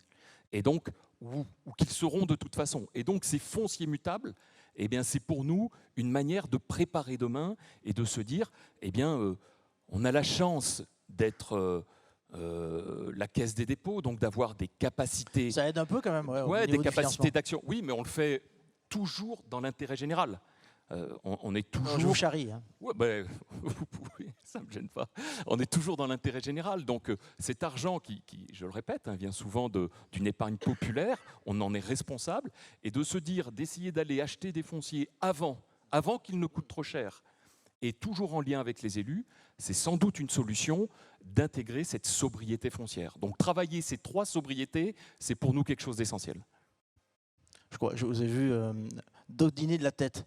C'est plutôt bon signe. Oui, simplement, je souhaitais réagir justement sur la construction en pierre de taille. On a un exemple au niveau du groupe Procivis un peu différent, mais finalement pas si éloigné que ça, où on a un projet qui est en construction bois, paille et terre crue. Quand il était lancé, c'est pareil. Après la pierre, la voilà, terre crue. voilà. Et quand il a été lancé, c'est dans les vieux pots qu'on fait les. Enfin bon, bref. On pouvait se dire, mais à quoi il joue? Aller jouer à ça à l'époque à laquelle on vit. Et puis finalement, on se rend compte qu'aujourd'hui, ce qui nous explose en plein nez depuis 2 ans, c'est qu'on est rattrapé par le système dans lequel on fonctionne depuis maintenant pas mal d'années. Et les augmentations de coûts matériaux, alors je veux dire, je vous rassure, nous, on n'est pas meilleurs que vous, on subit les mêmes augmentations. Sauf là, que vous parlez à Ahmed Urbana. oui, par rapport à tout à l'heure. Sauf que sur ce projet-là, eh bien, en fait, quand il y a eu les augmentations de coûts matériaux, le charpentier bois a dit, ben, finalement, vous savez, la paille, le prix n'a pas augmenté. Et lui avait fait le pari, il y a 3 ans, de travailler 90% avec du local, c'est-à-dire du Pen-et-Landes, même si la taille du bois est moins importante et ça demande plus de travail. Et aujourd'hui, il était ravi de dire que le pari qu'il avait fait il y a 3 ans, où il n'était pas sûr du résultat, le portait. Forcément, il subissait aussi des augmentations de coûts matériaux, mais dans des proportions moins importantes. Tout ça pour dire que je crois qu'aujourd'hui, ce qu'on se prend dans le nez, vous le disiez tout à l'heure, il faut se réinventer, il faut se révolutionner. Et repenser le bon sens finalement comme il existait autrefois. Et avant, on parlait sur un site qu'on travaillait à partir de ressources existantes. Quelles sont les ressources? Qu'est-ce qu'on peut faire? Et ces dernières années, on avait presque oublié tout ça. Donc c'est pour ça que les petits projets atypiques comme ça, je les trouve plus que parlants, parce que ça nous fait redistribuer les cartes dans nos façons de penser. Ce sont de très très bons labos en fait, qui peuvent être étendus ou pas d'ailleurs. C'est des bons prototypes. Sigrid Monnier. Oui, on a eu un petit. J'ai cru qu'on nous avait coupé le courant. C'est pas encore le cas. Cette façon de se réinventer, ça fait partie des choses que vous exploitez, enfin que vous travaillez aussi à Gironde Habitat. C'est constant en fait. C'est pas seulement par temps de crise ou quand il y a une hausse. Mais c'est vrai que ça accélère difficulté. souvent les choses quand même d'avoir le dos au mur. Hein. Non, ce qui accélère les choses, c'est qu'on est préparé. Ce qui accélère les choses, c'est que ça fait 5 ans qu'on teste le bois paille, le bois tout seul, le béton de chambre et tout un tas de choses qui vont nous permettre. Ça donne des choses qui sont globalement, j'étais en train d'y penser, habituellement, quand on commence, à peu près 15% plus cher que le reste de ce qu'on fait. Alors quand les prix du reste de ce qu'on fait augmentent de 20%, je comprends tout à fait l'équation. Reste qu'on est quand même dans une période où la réglementation est en train de changer, ou a changé même, et tous nos projets vont devoir s'adapter à une nouvelle donne. Et on travaille ensemble depuis déjà au moins 2 ou 3 ans, l'ensemble des organismes, pour progresser ensemble sur la route du bas carbone et être en mesure de trouver des équations économiques, parce que techniquement, effectivement, on sait faire. On est 5 ou 6 à avoir expérimenté pas mal de choses, et on sait faire. Techniquement, technologiquement. Juste la question économique était bloquante. Là, aujourd'hui, elle reste bloquante en soi ou bloquante freinante en soi. Mais globalement, effectivement, la question de revoir ça à l'aune des prix d'aujourd'hui est une question un tout petit peu moins désespérante que quand on se l'a posée il y a 2 ou 3 ans. À la lumière de nos échanges et de l'échange de la première table ronde, j'ai envie de vous poser une question. Alors, complètement indiscrète. Vous vous portez comment financièrement? On peut se poser la question. Est-ce que vous êtes aujourd'hui en mesure de continuer à produire? Concrètement, là, on a quand même eu, c'est ce qu'on vous explique depuis tout à l'heure, un ralentissement des chantiers, des livraisons à cause du Covid, de la hausse des matériaux, de la difficulté à trouver des entreprises. C'est pas un problème de trésorerie? Non. Quand on construit moins vite, avec toutes ces difficultés, en fait, on dépense moins vite l'argent. Donc, pour les 2 ans qui viennent, je pense que chacun d'entre nous est en mesure tranquillement de continuer un certain nombre de choses. Donc, c'est pas nos trésoreries qui vont être le facteur limitant, d'autant qu'en plus, il y a tout un tas de solutions de préfinancement qui sont à notre disposition, y compris par la Banque des Territoires. J'allais le dire. Et donc, le sujet n'est pas là. Le sujet, il est dans l'équilibre global des opérations et dans la façon dont on s'organise pour faire ce qu'on a à faire maintenant, sans détruire nos capacités de faire dans 5 ou 10 ans. Le fait est, j'ai presque envie de rebondir sur ce que vous venez de dire, sur les 2 ans à venir. Ça veut dire quoi? Ça veut dire qu'après, on a moins de visibilité. Admettons, je ne vais pas jouer les oiseaux de mauvais augure, mais si la crise s'installe plus longtemps que ce qu'on a tous envie de prévoir, hein, on a envie d'en sortir le plus vite possible. Depuis 3 ans, ouais, c'est vrai. Depuis 3 ans, voire à 2 ans, quelques-unes. c'est un luxe C'est vrai. exceptionnel. C'est vrai. Donc se dire que on peut voir venir quelle sera la conjoncture dans suis 2 d'accord. ans avant de se dire il faut changer tous les tableaux de marche, c'est quand même une situation qui est pas confortable parce qu'on est toujours à se creuser la tête sur ce qui reste. C'est le virus de notre métier, ça, de se demander qu'est-ce qu'on va faire avec toutes les difficultés des locataires, qu'est-ce qu'on va faire avec la capacité d'investissement à moyen terme, long terme. On n'arrête jamais, mais dans la réalité des choses, pour les 2 ans qui viennent, je pense pas trop m'avancer en disant que tout le monde est en mesure de faire ce qu'il a à faire. Les réarbitrages, ils viennent au fil du temps. Ce qui est très compliqué, par contre, c'est que dans la stratégie bas carbone à l'horizon 2050, on sait tous que personne n'a les moyens, pour le coup, de faire face intégralement d'ici 2050. Ça, c'est un truc qui ne marche pas. Le gouvernement en est conscient. Il nous a dit qu'on allait y travailler bientôt avec lui, et on est ravis de se dire qu'on va y travailler bientôt. Et pour l'instant, c'est quand bientôt? Voilà, bientôt, c'est en 2023. Voilà. Donc, peut-être que je vois un sourire chez mon collègue, peut-être qu'à la Banque du Territoire, on a plus d'informations, mais... Ça n'avait pas l'air d'être un sourire nerveux, pourtant. Non, on n'a pas d'informations sur ce thème-là en particulier. Hélas, non. Dites-moi, tout à l'heure, on l'a évoqué lors de la première table ronde, je voudrais y revenir, et c'est vrai que ça faisait l'objet de la pastille vidéo de tout à l'heure. Voilà, les tensions sur vous, on les connaît, on les a identifiées, on a même touché du doigt parfois certaines solutions, mais pour vous locataires, ça se passe comment? Est-ce que vous êtes en train de mettre en place des dispositifs particuliers? Tout à l'heure, Francis Stéphane parlait d'un fonds de solidarité, j'ai envie de dire, enfin un fonds de soutien, hein, ni plus ni moins. Hein. Je parle sous son contrôle, je vois qu'il donne la tête, donc c'est oui.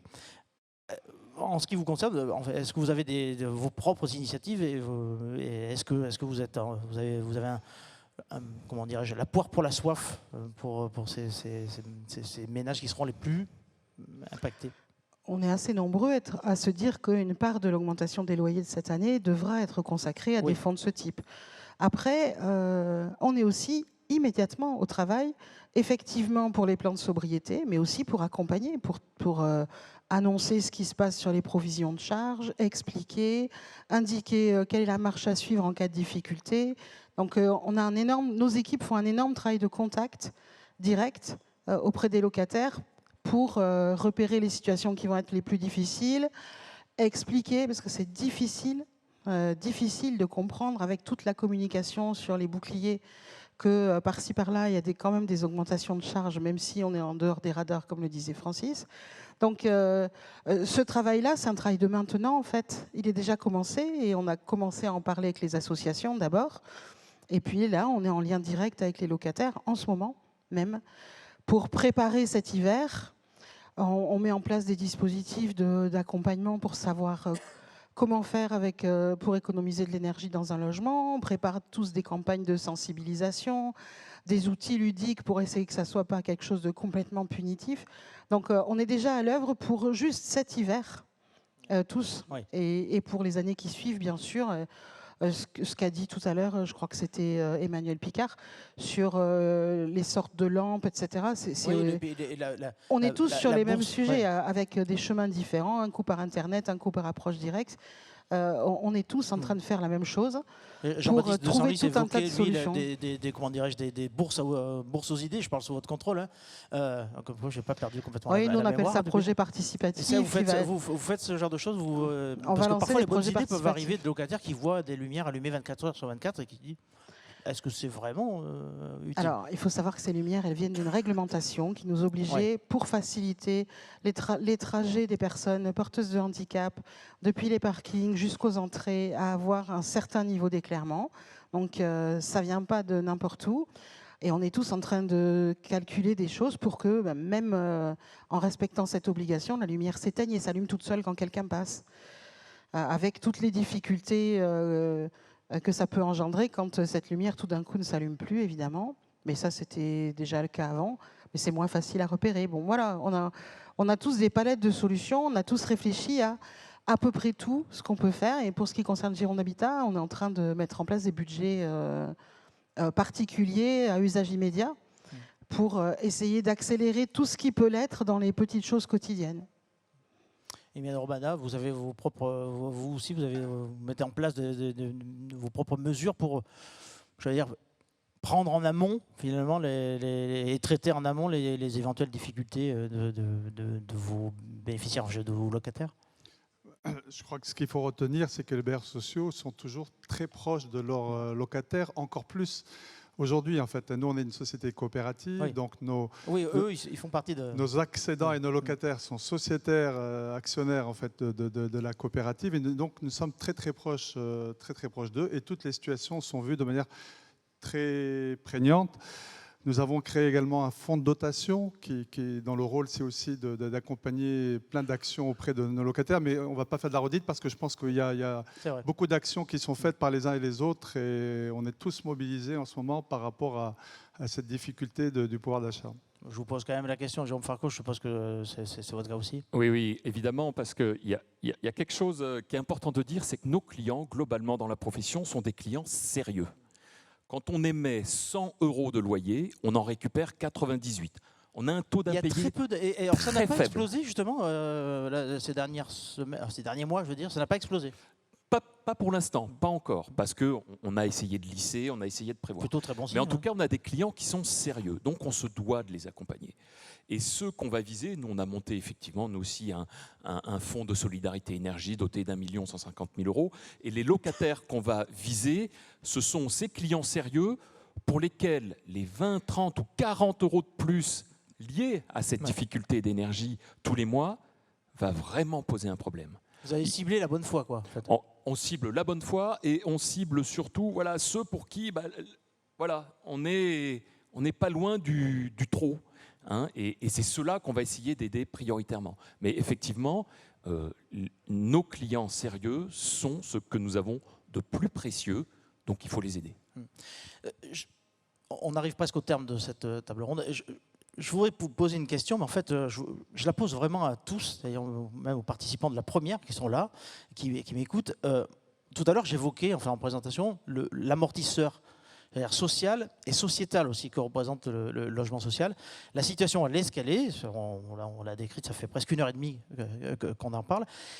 La question que je pose, c'est est-ce que actuellement, les tensions sont telles que vous avez des craintes concernant certains quartiers, certaines résidences? Est-ce que vous sentez monter ou pas des tensions liées à l'inflation galopante et à la crainte de voir les charges liées à l'énergie exploser? Est-ce qu'aujourd'hui, ça fait partie des choses que vous craignez, tout simplement, et contre lesquelles il faut absolument intervenir? Alors, on peut craindre le pire, évidemment. Hein, oui. Et ça... Aujourd'hui, il vaut mieux l'anticiper. Aujourd'hui, on n'a pas ce type de phénomène sur notre patrimoine. Par contre, ce qu'il y a d'important, c'est de gérer sa proximité. Et le choix qu'on a fait chez CDC Habitat, c'est d'avoir des gardiens, c'est-à-dire des gens qui sont au plus proches de nos locataires. Et ça permet d'avoir cette détection, de comprendre ce qui se passe et d'agir très rapidement sur une résidence quand il se passe quelque chose, d'essayer de comprendre ce qui s'y passe et pourquoi ça se passe. Et donc, cette proximité avec nos clients est absolument indispensable. C'est une question on n'est pas obligé de prendre la balle au bon. Hein. C'était pas forcément la question la plus intelligente de la planète, de toute l'histoire. Et d'ailleurs dans la salle, si vous voulez réagir, mais je vois pas de main se lever, donc a priori, on anticipe bien les éventuelles difficultés à venir. C'est une bonne question, mais moi je crois que nos clients ils font quand même assez bien la différence entre leur rôle de citoyen, et donc là je peux rien dire moi sur ce qui va se passer ou pas en termes de colère. Et leur vie d'habitant. Et pour l'instant, on n'a, en tout cas chez Gironde Habitat, pas repéré de tensions qui soient directement liées à ces sujets. Vous n'avez pas plus de mal à faire votre job, quoi, actuellement? Pour l'instant, si on a du mal, c'est pas directement en lien avec ça. Voilà, il y a des endroits où c'est plus difficile que d'autres. Mais si on a du mal, c'est pas en lien avec ça. Par contre, Effectivement, la question de savoir si l'aide alimentaire est bien distribuée partout, tout ça, c'est des questions dont on ne se préoccupait pas il y a Oui, c'est quelques vrai. années. Depuis le Covid, ça a un peu changé. Et là, en voyant revenir l'inflation, on se repose la question. Je crois que nous sommes arrivés au terme de cette table ronde. Je ne vais pas vous rendre tout de suite à la salle, puisque tout à l'heure, je l'avais évoqué, il y a une nouveauté cette année. On a la chance de recevoir un slammer, Maras, qui va conclure donc de manière, tout à l'heure je disais, artistique, ludique, peut-être aussi poétique, qui sait, cette soirée. Donc je vais inviter Maras à me rejoindre sur scène. Il doit être par là. Le voilà. Une dernière gorgée d'eau avant d'officier. Je vous laisse le micro. Et puis je me tais. Parce que forcément, je n'ai pas votre talent, c'est clair. Bonsoir. Avancez-vous, faites face à la salle. Faites comme vous le sentez. Vous êtes chez vous. Merci. Bonsoir tout le monde. Merci.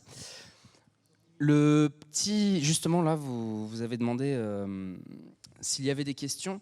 Ce qu'on va faire, c'est que justement, on a remarqué qu'il n'y avait pas forcément dans ce cas de questions ou d'interventions très précises, très particulières. Mais ce que je vais faire, c'est qu'en fait, je vais vous demander de me donner un avis ou un mot que vous avez retenu là, par exemple, sur tout ce qui a été dit ou quelque chose qui n'a peut-être pas encore été dit, tout simplement quelque chose que vous avez envie d'affirmer sur le sujet. Est-ce que quelqu'un peut déjà me donner là maintenant un élément ? Normalement, tous les bras restent baissés. D'accord.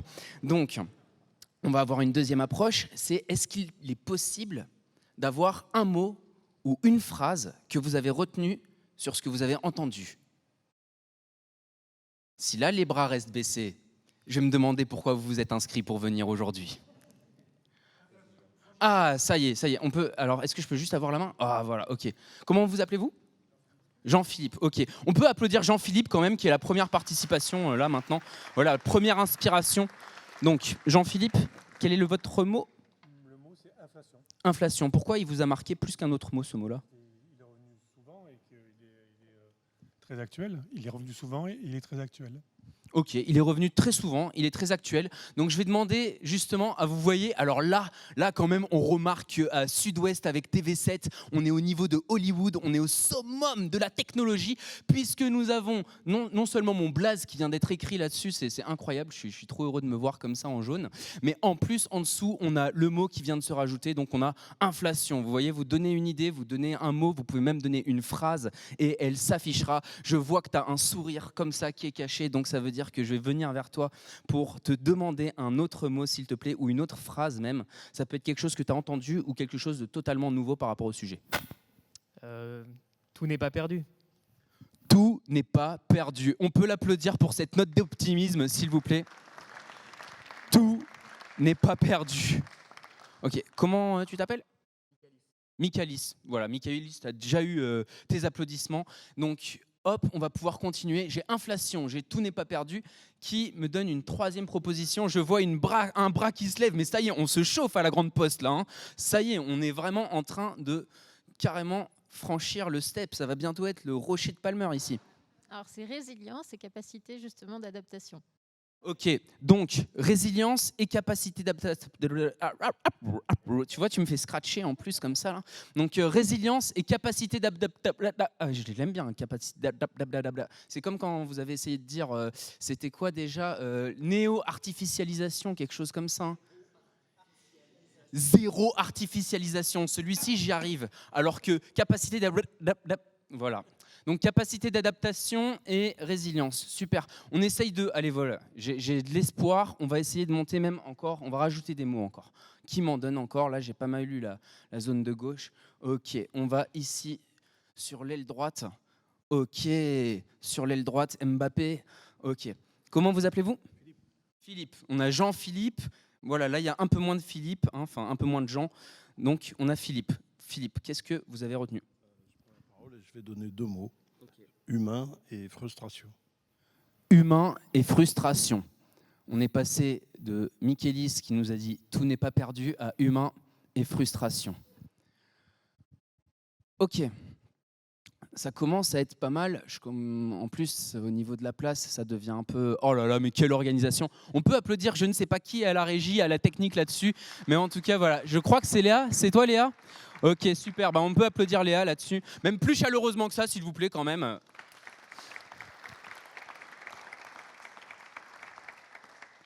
Ok. Maintenant, là, depuis tout à l'heure, on est sur de la mémoire. On n'est pas forcément sur la partie créative. Vous allez pouvoir me donner maintenant quelque chose de créatif, un tout petit peu plus créatif. Ça veut dire que là, vous allez me donner ou un titre de film, vous pouvez tenter quelque chose, hein, n'importe quoi, ou un titre de film, ou le nom d'un artiste ou de quelque chose qui est en lien avec l'habitat. Si je vous dis habitat ou logement social, le premier film ou artiste qui vous vient à l'esprit. Ah là, j'en ai un. Ouais, vas-y. L'auberge espagnole. Et comment tu t'appelles? Et Mathieu, il est créatif, on peut l'applaudir s'il vous plaît. L'auberge espagnole. Super bien vu. Je m'entends plus trop dans les retours. Je ne sais pas si on peut m'augmenter un tout petit peu au niveau de la voix. Ok, donc l'auberge espagnole. Et c'est plutôt pas mal. On peut en rajouter un. Quelqu'un en avait un autre? Ouh, une dame est devant. Oh, ça c'est cool. En fait, vous êtes des créas. En fait, vous êtes toutes des artistes ici. Vous êtes tous des artistes. Dès qu'on vous demande de retenir, c'est pas là, mais ok. Ton HLM Renault. Ton HLM Renault? Ah, qui connaît la ref ici? Levez la main ceux qui ont la ref. Tu vois, tu touches 50% de la salle. Qui avait la ref sur l'auberge espagnole? Ouais, ok, d'accord, voilà. Mais voilà, ton HLM de... C'est Renan ou Renault? C'est Renault, c'est un morceau de Renault. Ok. Mon HLM. Quelle culture musicale. Et j'ai vu un dernier ou une dernière qui, ici, c'était devant. Ouais. Babel. Babel, super. Qui a vu Babel ici? Ok, 50% à peu près, hein, on est même un peu moins, 45%. Et ben c'est parti, on va pouvoir partir là-dessus. Alors, il me manque le Babel qui est là, ça y est, c'est cool. 1, 2, 3, 4, 5, 6, 7, 8, 9. 1, 2, 3, 4, 5, 6, 7, 8, 9. 1, 2, 3, 4, 5, 6, 7, 8, 9. À chaque fois, on essaye de construire, de refaire du neuf. 1, 2, 3, 4, 5, 6, 7, 8, 9. Toi en moi, et on a la même coiffure. Et ça rime avec crâne d'œuf. Facile. Toujours ensemble, il va falloir que je me sauve. Juste envie de te dire qu'ici, les rimes, je les graille comme un fauve. À chaque fois, on est en train de se lier. On est en train de manier cette danse. Et un peu comme le logement social en France, je crois qu'il faut faire preuve de résilience. Toujours à la recherche de mon chemin. Je pourrais te dire qu'on ne saura pas où on sera demain. Par contre, ici, en maîtrisant mes rimes depuis mes 10 ans, moi, je ne sais pas où je serai demain, mais toi, tu sauras où tu en es dans 2 ans.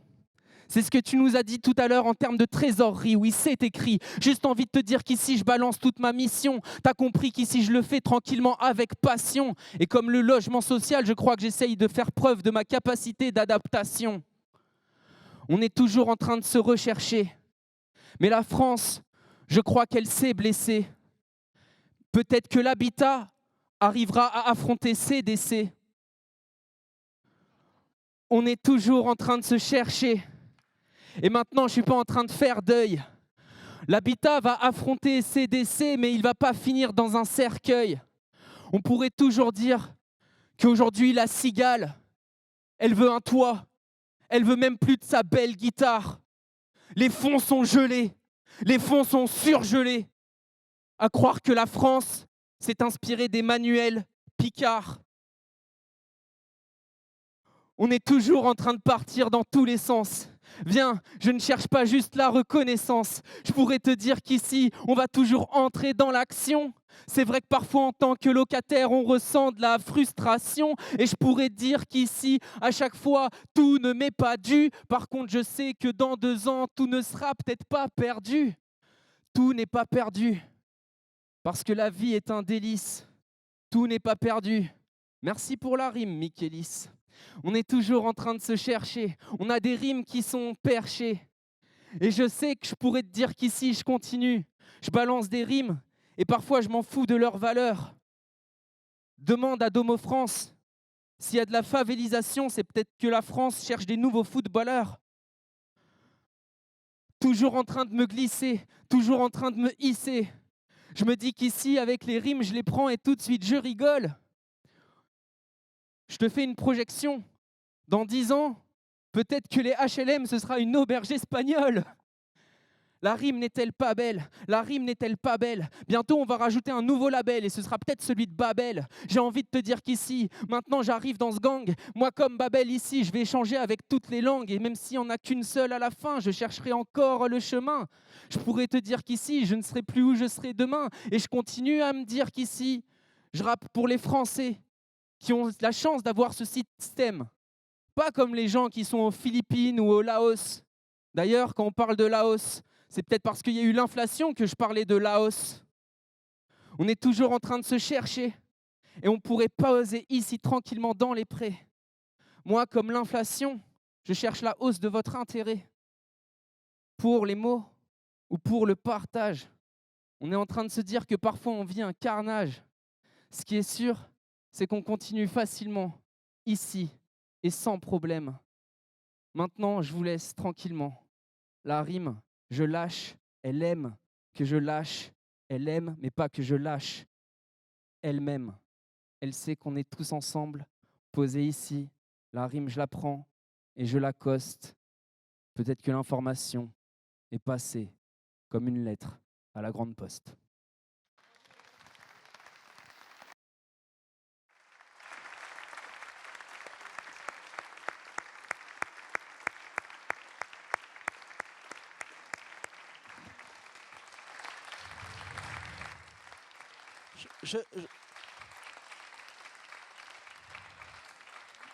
Je ne sais pas si on m'entend. Oui, je crois que ça y est, il est rallumé. Je suis impressionné. Vraiment, impressionné. Bravo. Ça mérite encore des applaudissements. Vraiment.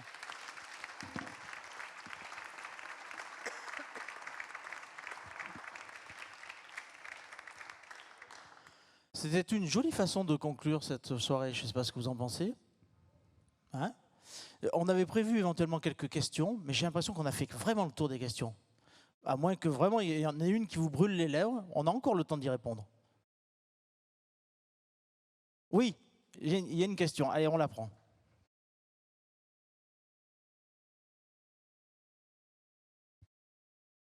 Vous n'êtes pas obligé de slammer. Franchement, ça va être compliqué de passer derrière, derrière Maras. Je ne slamerai pas. J'ai une question. Bon, on reconnaît, je suis architecte et on connaît tous dans notre profession le travail remarquable des bailleurs sociaux. Mais aujourd'hui, on se pose une question quand on voit les projets de démolition qu'il y a tout près de nous. Il y a Sège-Fort-Manoir à Pessac, il y a Le Mirail à Toulouse. Et on ne comprend pas, bon, ce sont des opérations qui sont programmées depuis longtemps, mais aujourd'hui, avec le contexte dans lequel nous sommes, on ne comprend pas qu'on arrive à démolir des centaines de logements avec le manque qu'il y a, les besoins de faire attention au CO2, etc. Donc, bon, on comprend qu'on ne comprend pas. Après, je ne vais pas répondre à la place de vous, mais il faut aussi, c'est peut-être parce qu'on y vit peut-être plus très bien. Effectivement, aujourd'hui, la démolition est un modèle auquel on réfléchit de plus en plus parce que le coût carbone de la construction devient de plus en plus important. Mais cette réflexion, alors oui, il y a des démolitions, mais moi je vais prendre l'exemple d'un quartier que je connais bien, qui est à Bordeaux, qui s'appelle La Benauge, que l'on gère. Et il y a une décision qui a été prise il y a 4-5 ans, et je le dis d'autant plus facilement que ce n'est pas moi qui l'ai prise, cette décision, c'est Jean-Baptiste qui est là, puisqu'il était là juste avant moi. Et la décision, elle a été justement de ne pas démolir. Et de dire, ces tours de La Benauge, qui sont en R+15, alors aujourd'hui vous êtes architecte, je ne sais pas si on pourrait encore faire des tours de R+15 à cet endroit-là. Eh bien, la décision, elle a été prise de restructurer toute la tour et tous les logements. Alors, c'est plus de 100 000 € d'investissement au logement, donc ça coûte quasiment aussi cher que du neuf, mais par contre, environnementalement, c'est beaucoup plus durable, parce qu'on ne va pas redépenser du carbone pour reconstruire. Donc, je partage effectivement votre question autour de la démolition. Sachez qu'effectivement, il y a des projets qui sont déjà partis en démolition, chez plusieurs d'entre nous, mais dans la profession, on est déjà en train de réfléchir et d'essayer d'inverser cette tendance. Sur cette question, une réaction? Moi, je ne veux pas répondre à la place de Domo France, mais concrètement, je pense qu'il faut qu'on soit bien tous convaincus ici que quand un bailleur social démolit un bâtiment, c'est qu'il a essayé à peu près toutes les autres solutions et qu'il n'a pas trouvé. Comment on peut restructurer? Il y a la vie de chaque bâtiment, il y a aussi la question urbaine quelquefois, des questions de structure, de passage de voies. Enfin, c'est très compliqué, ça ne se regarde pas en 5 minutes sur un coin de table, une démolition. C'est au moins 3 ou 4 ans de travail, de préfiguration, de réflexion, d'analyse, de diagnostic de toutes les sortes. Donc je pense qu'on va tous effectivement vers moins de démolitions. Quand on en fait encore, c'est que vraiment, elles sont nécessaires et elles sont incontournables et qu'il faut respecter ça. Ouais. Il y avait aussi des questions de financement sur la démolition, ou en tout cas sur la réhabilitation. C'est bon, il est passé, donc il ne me rattrapera pas. La réhabilitation. Quand on réhabilite et que ça coûte très cher, hein, j'ai plus de 100 000 € au logement, on n'avait pas beaucoup de financement. Et la Caisse des dépôts, alors je suis désolé, hein, c'est moi qui le dis, mais n'importe qui aurait pu le dire, est en train de créer un nouveau financement qu'on va appeler le financement deuxième vie et qui va permettre justement d'aller refinancer de manière beaucoup plus pertinente ces réhabilitations pour éviter la démolition. Plutôt une bonne idée. S'il y a une autre question, on la prend et après, sinon, on se sépare là-dessus. Voilà, allez-y. Allez-y dès que vous avez un micro, mais il arrive. Il arrive derrière vous, le micro. Oui, merci. Ce n'est pas une question, c'est juste un témoignage. Je fais partie des chanceux qui bénéficient de l'opération GHI au Grand Parc. Et effectivement, moi, dans le cadre d'un relogement, c'est assez particulier. Mais effectivement, c'est des immeubles qui devaient être démolis, qui finalement ne l'ont pas été, et qui maintenant portent témoignage d'une opération extrêmement intéressante, même si elle a ses limites. Et même si elle est une phase, il y en aura d'autres. Mais j'ai envie de dire, moi j'ai assisté il y a une quinzaine de jours, dans le cadre de Arc en Rêve, à 5 jours de conférences, débats sur effectivement tous ces sujets-là. Et madame, sans vouloir absolument vous dire autre chose que vous, je n'ai pas votre compétence, il n'empêche que le monde dans ce domaine-là est en train de changer. Moi, j'ai vu des jeunes architectes, et j'en revenais pas, je suis de ce milieu-là, mais j'en revenais pas, qui disaient « moi, je ne veux pas démolir, moi, je ne veux plus construire un neuf ». Le monde change là aussi. Merci pour cette remarque, d'ailleurs, qui n'appelle pas forcément de réponse, parce que je crois qu'on partage, enfin vous partagez à peu près tous cette analyse, je crois. S'il n'y a pas d'autres questions, c'est une fois, 2 fois, 3 fois, comme dirait l'autre. Si, j'ai une main qui s'est levée. Au dernier moment, l'enchère n'est pas attribuée. Vous l'avez vu? Voilà. Ça arrive, voilà. Bonsoir. Bonsoir. Pour l'habitat ancien, très ancien, y a-t-il des programmes particuliers, des tours de table entre tous les experts que vous êtes, pour justement voir ce qu'il est possible de faire avec toutes les barrières qui ont trait aux architectes, aux bâtiments de France, etc., sachant que ce sont des zones très sensibles. Il y a eu quelques actualités qui a démontré que certaines étaient bien plus sensibles que d'autres et donc s'effondrer. Pour rénover tout cela, pour faire en sorte que ça garde la même image et que les locataires qui se trouvent à l'intérieur puissent vivre pleinement ce qu'ils ont à vivre au regard de leur loyer, quels sont les programmes? Qu'est-il possible de faire ou qu'est-il possible de ne plus faire aujourd'hui avec ces habitats qui, pour certains, sont classés et qui ont 2-3 siècles? Merci pour cette question. Qui s'y colle? Moi, je veux bien y aller. En fait, on a tous, la plupart des bailleurs de la Gironde ont été engagés dans une opération à Bordeaux qu'on appelle du nom affreux de PNR-QAD, mais qui est un plan de rénovation des quartiers anciens dégradés. C'est le bâti qui est dégradé, bien sûr. Et on a tous fait des opérations très complexes. Alors, quelquefois 30 logements, quelquefois 3, quelquefois 4. Moi, j'en ai encore 4 qui sont en cours, des opérations de ce type. Donc, On y travaille tous, en partenariat avec InCité, qui n'est pas là aujourd'hui, et qui en fait travaille sur la propriété foncière pour qu'on puisse arriver à une structure de foncier qui nous permette d'intervenir. C'est très complexe, c'est très coûteux, mais ça se fait, et je pense aussi que c'est une... comment dire ? C'est une compétence incontournable de l'avenir, alors à Bordeaux et dans toutes les villes de la Gironde, en tout cas, qui bénéficient d'un patrimoine ancien particulièrement intéressant au plan architectural, au plan du paysage, mais qui, effectivement, fatigue, entre guillemets, au plan technique, au gré des mouvements, notamment de nappes d'eau, puisque ce qu'il faut savoir, c'est qu'une partie non négligeable de ce patrimoine est construit sur pieux en bois, et que quand les nappes d'eau s'en vont des pieux en bois, les pieux pourrissent, et du coup, tout s'écroule. C'est une des difficultés particulières de notre territoire, dont il faut rappeler aujourd'hui qu'il était marécageux à plus de 60% depuis 2 ou 3 siècles. On l'a perdu de vue dans la vie moderne. En fait, on a l'impression que tout est possible. Tout est possible, ça prend du temps et de l'argent. Et on travaille aussi en partenariat les uns avec les autres pour reloger les locataires concernés, quelquefois dans un premier logement pour qu'ils puissent retourner à leur logement d'origine, ou d'autres fois un relogement définitif. Donc on y travaille tous. C'est un travail qui est long et qui est coûteux. Merci pour votre question, merci pour votre réponse. Madame, messieurs, je vous remercie pour cette participation. Ce messieurs s'adresse aussi aux 4 intervenants de la première partie. Merci pour la qualité de vos échanges, vos réponses. Et merci de nous avoir suivis. Je n'ai presque envie de vous dire à l'an prochain, ou peut-être un peu plus tôt, qui sait, il y a pas mal de choses à raconter sur le logement social. Merci beaucoup, bonne soirée et à bientôt.